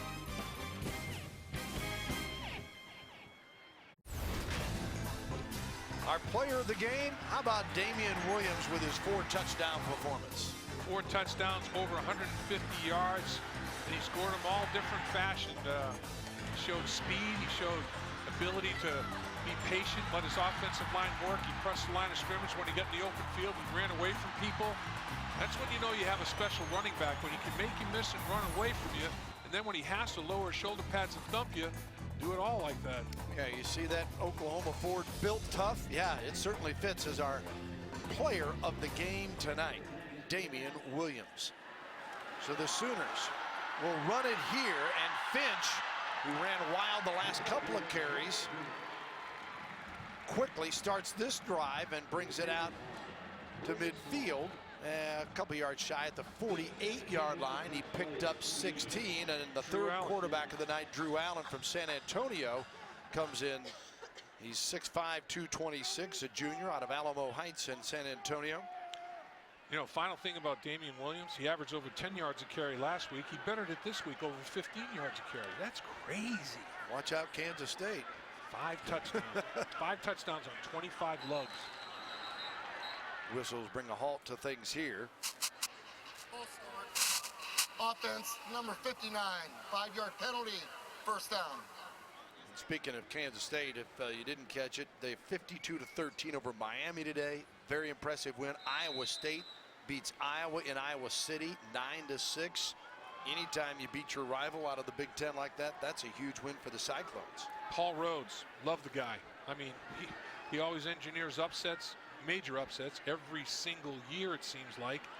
And to knock off Iowa 2 years in a row now, he's knocked them off. That's pretty strong. Texas Tech beat Texas State in San Marcos 58-10, and Texas State had beaten Houston last week, so that certainly got their number attention. 52, 5-yard penalty, first down. Well, they got it in reverse right now. Back-to-back false starts. They'll give Coach Stoops something to chew on him about at the end of the game in the fourth quarter. Texas tonight taking care of New Mexico 31-zip. Still underway down in Austin. Bob Davie back in coaching, the head coach of the Lobos, and getting a rude welcome. They're treating the Lobos like hobos down there. First and 20 here as Allen hands it off, and Finch. He's want to be one of those 100-yard guys tonight. He's got a minute 08 to do it. Yeah. You know, that's the thing. Last week, even the game offensively maybe slotted. They had a 100-yard rusher and a 100-yard receiver for the 27th time in Bob Stoops' coaching history here at Oklahoma. That's not an everyday occurrence. Have a guy rush for 100, have a guy receive the football for 100. Everybody, such high expectations. It's almost like Bob Stoops said last year, won the opener big and ended up going 10-3. Rather build to a crescendo. And Stills tonight receives for 120 yards on 10 grabs. Williams runs for 156. So they do that again as face mask as they call here. Boy, 3 flags on that one. Everybody saw that one. Whaley tied up. Laundry everywhere.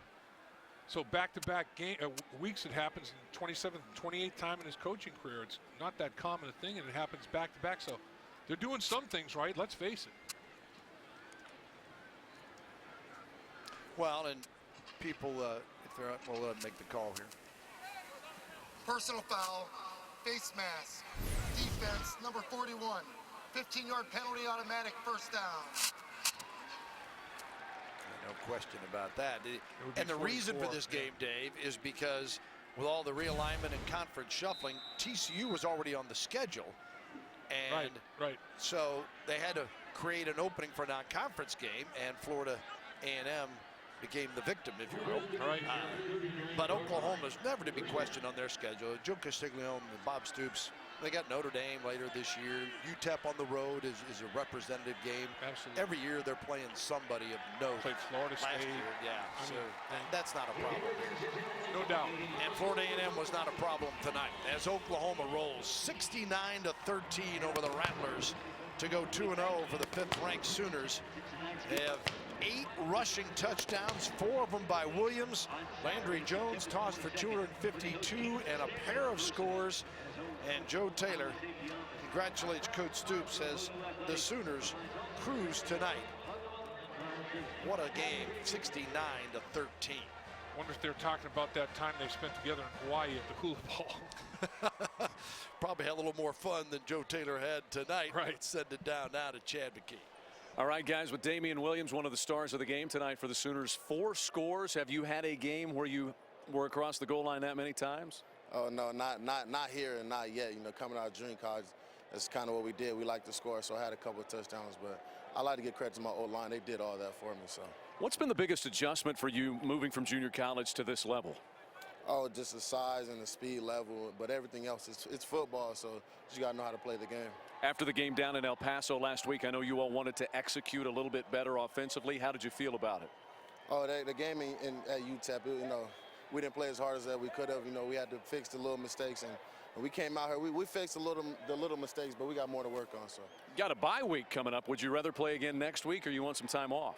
Oh, yeah, we need some time off, you know, get the little mistakes out the way and get ready for K-State. All right, Damian, congratulations on a great performance. Best of luck. Thank you. Guys, back up to you. We're going to visit in just a second here with Justin Brown. All right, thanks very much, Chad, and congratulations to Damian Williams, the junior from San Diego, California. Very impressive to come in here, and we understand what the competition is, but he's done very, very well, and all you could be expecting from someone like that. Let's send it back down to Chad, another man with him. All right, thank you, Bill. We got Justin Brown with us after his night in the return game. That has been kind of a bonus for you. Were you familiar with doing a lot of that at Penn State, and how acclimated were you to it coming in? Yeah, you know, I've been returning punt returns since my freshman year, so Coach Stoops felt that they needed me back there. You know, I was trying to do whatever was going to help the team, so that's what I felt I could, you know, help the team best. You are also big blocking downfield for Kenny and for the running game. How much pride do you take in that part of it? A lot of pride. You know, I did a lot of blocking at Penn State, you know, with being such run-oriented, so I did a lot of blocking, and, you know, I take a lot of pride in that. You know, as being a receiver, you got to be well-rounded and do a lot of things, you know, so blocking is one of them. Great, Justin. We appreciate it. Thanks. We'll let you get in with your teammates. Gentlemen, back up to you. Yeah, he gets it, doesn't he? Yeah, he's a complete football player, and there are some things to work on, but it was an improvement, I think. A lot of explosive plays, a lot of big plays in this game for Oklahoma. And the Sooners certainly took care of business. A lot of pluses in here. They wanted better execution. They got it. They certainly wanted improvement. They certainly appeared to get that on both sides of the football, and a convincing win, 69-13 over the Rattlers of Florida A&M. They fall to 0-2. Oklahoma, ranked number 5 in the country, moves to 2-0 on a night where they roll up 662 yards of total offense. On the ground, through the air, the Sooners wallop Florida A&M. Hope you enjoyed the telecast tonight. For Dave Lapham, Chad McKee, Dean Blevins, our entire crew, I'm Bill Land saying so long from Norman, where the Sooners trounced Florida A&M 69-13.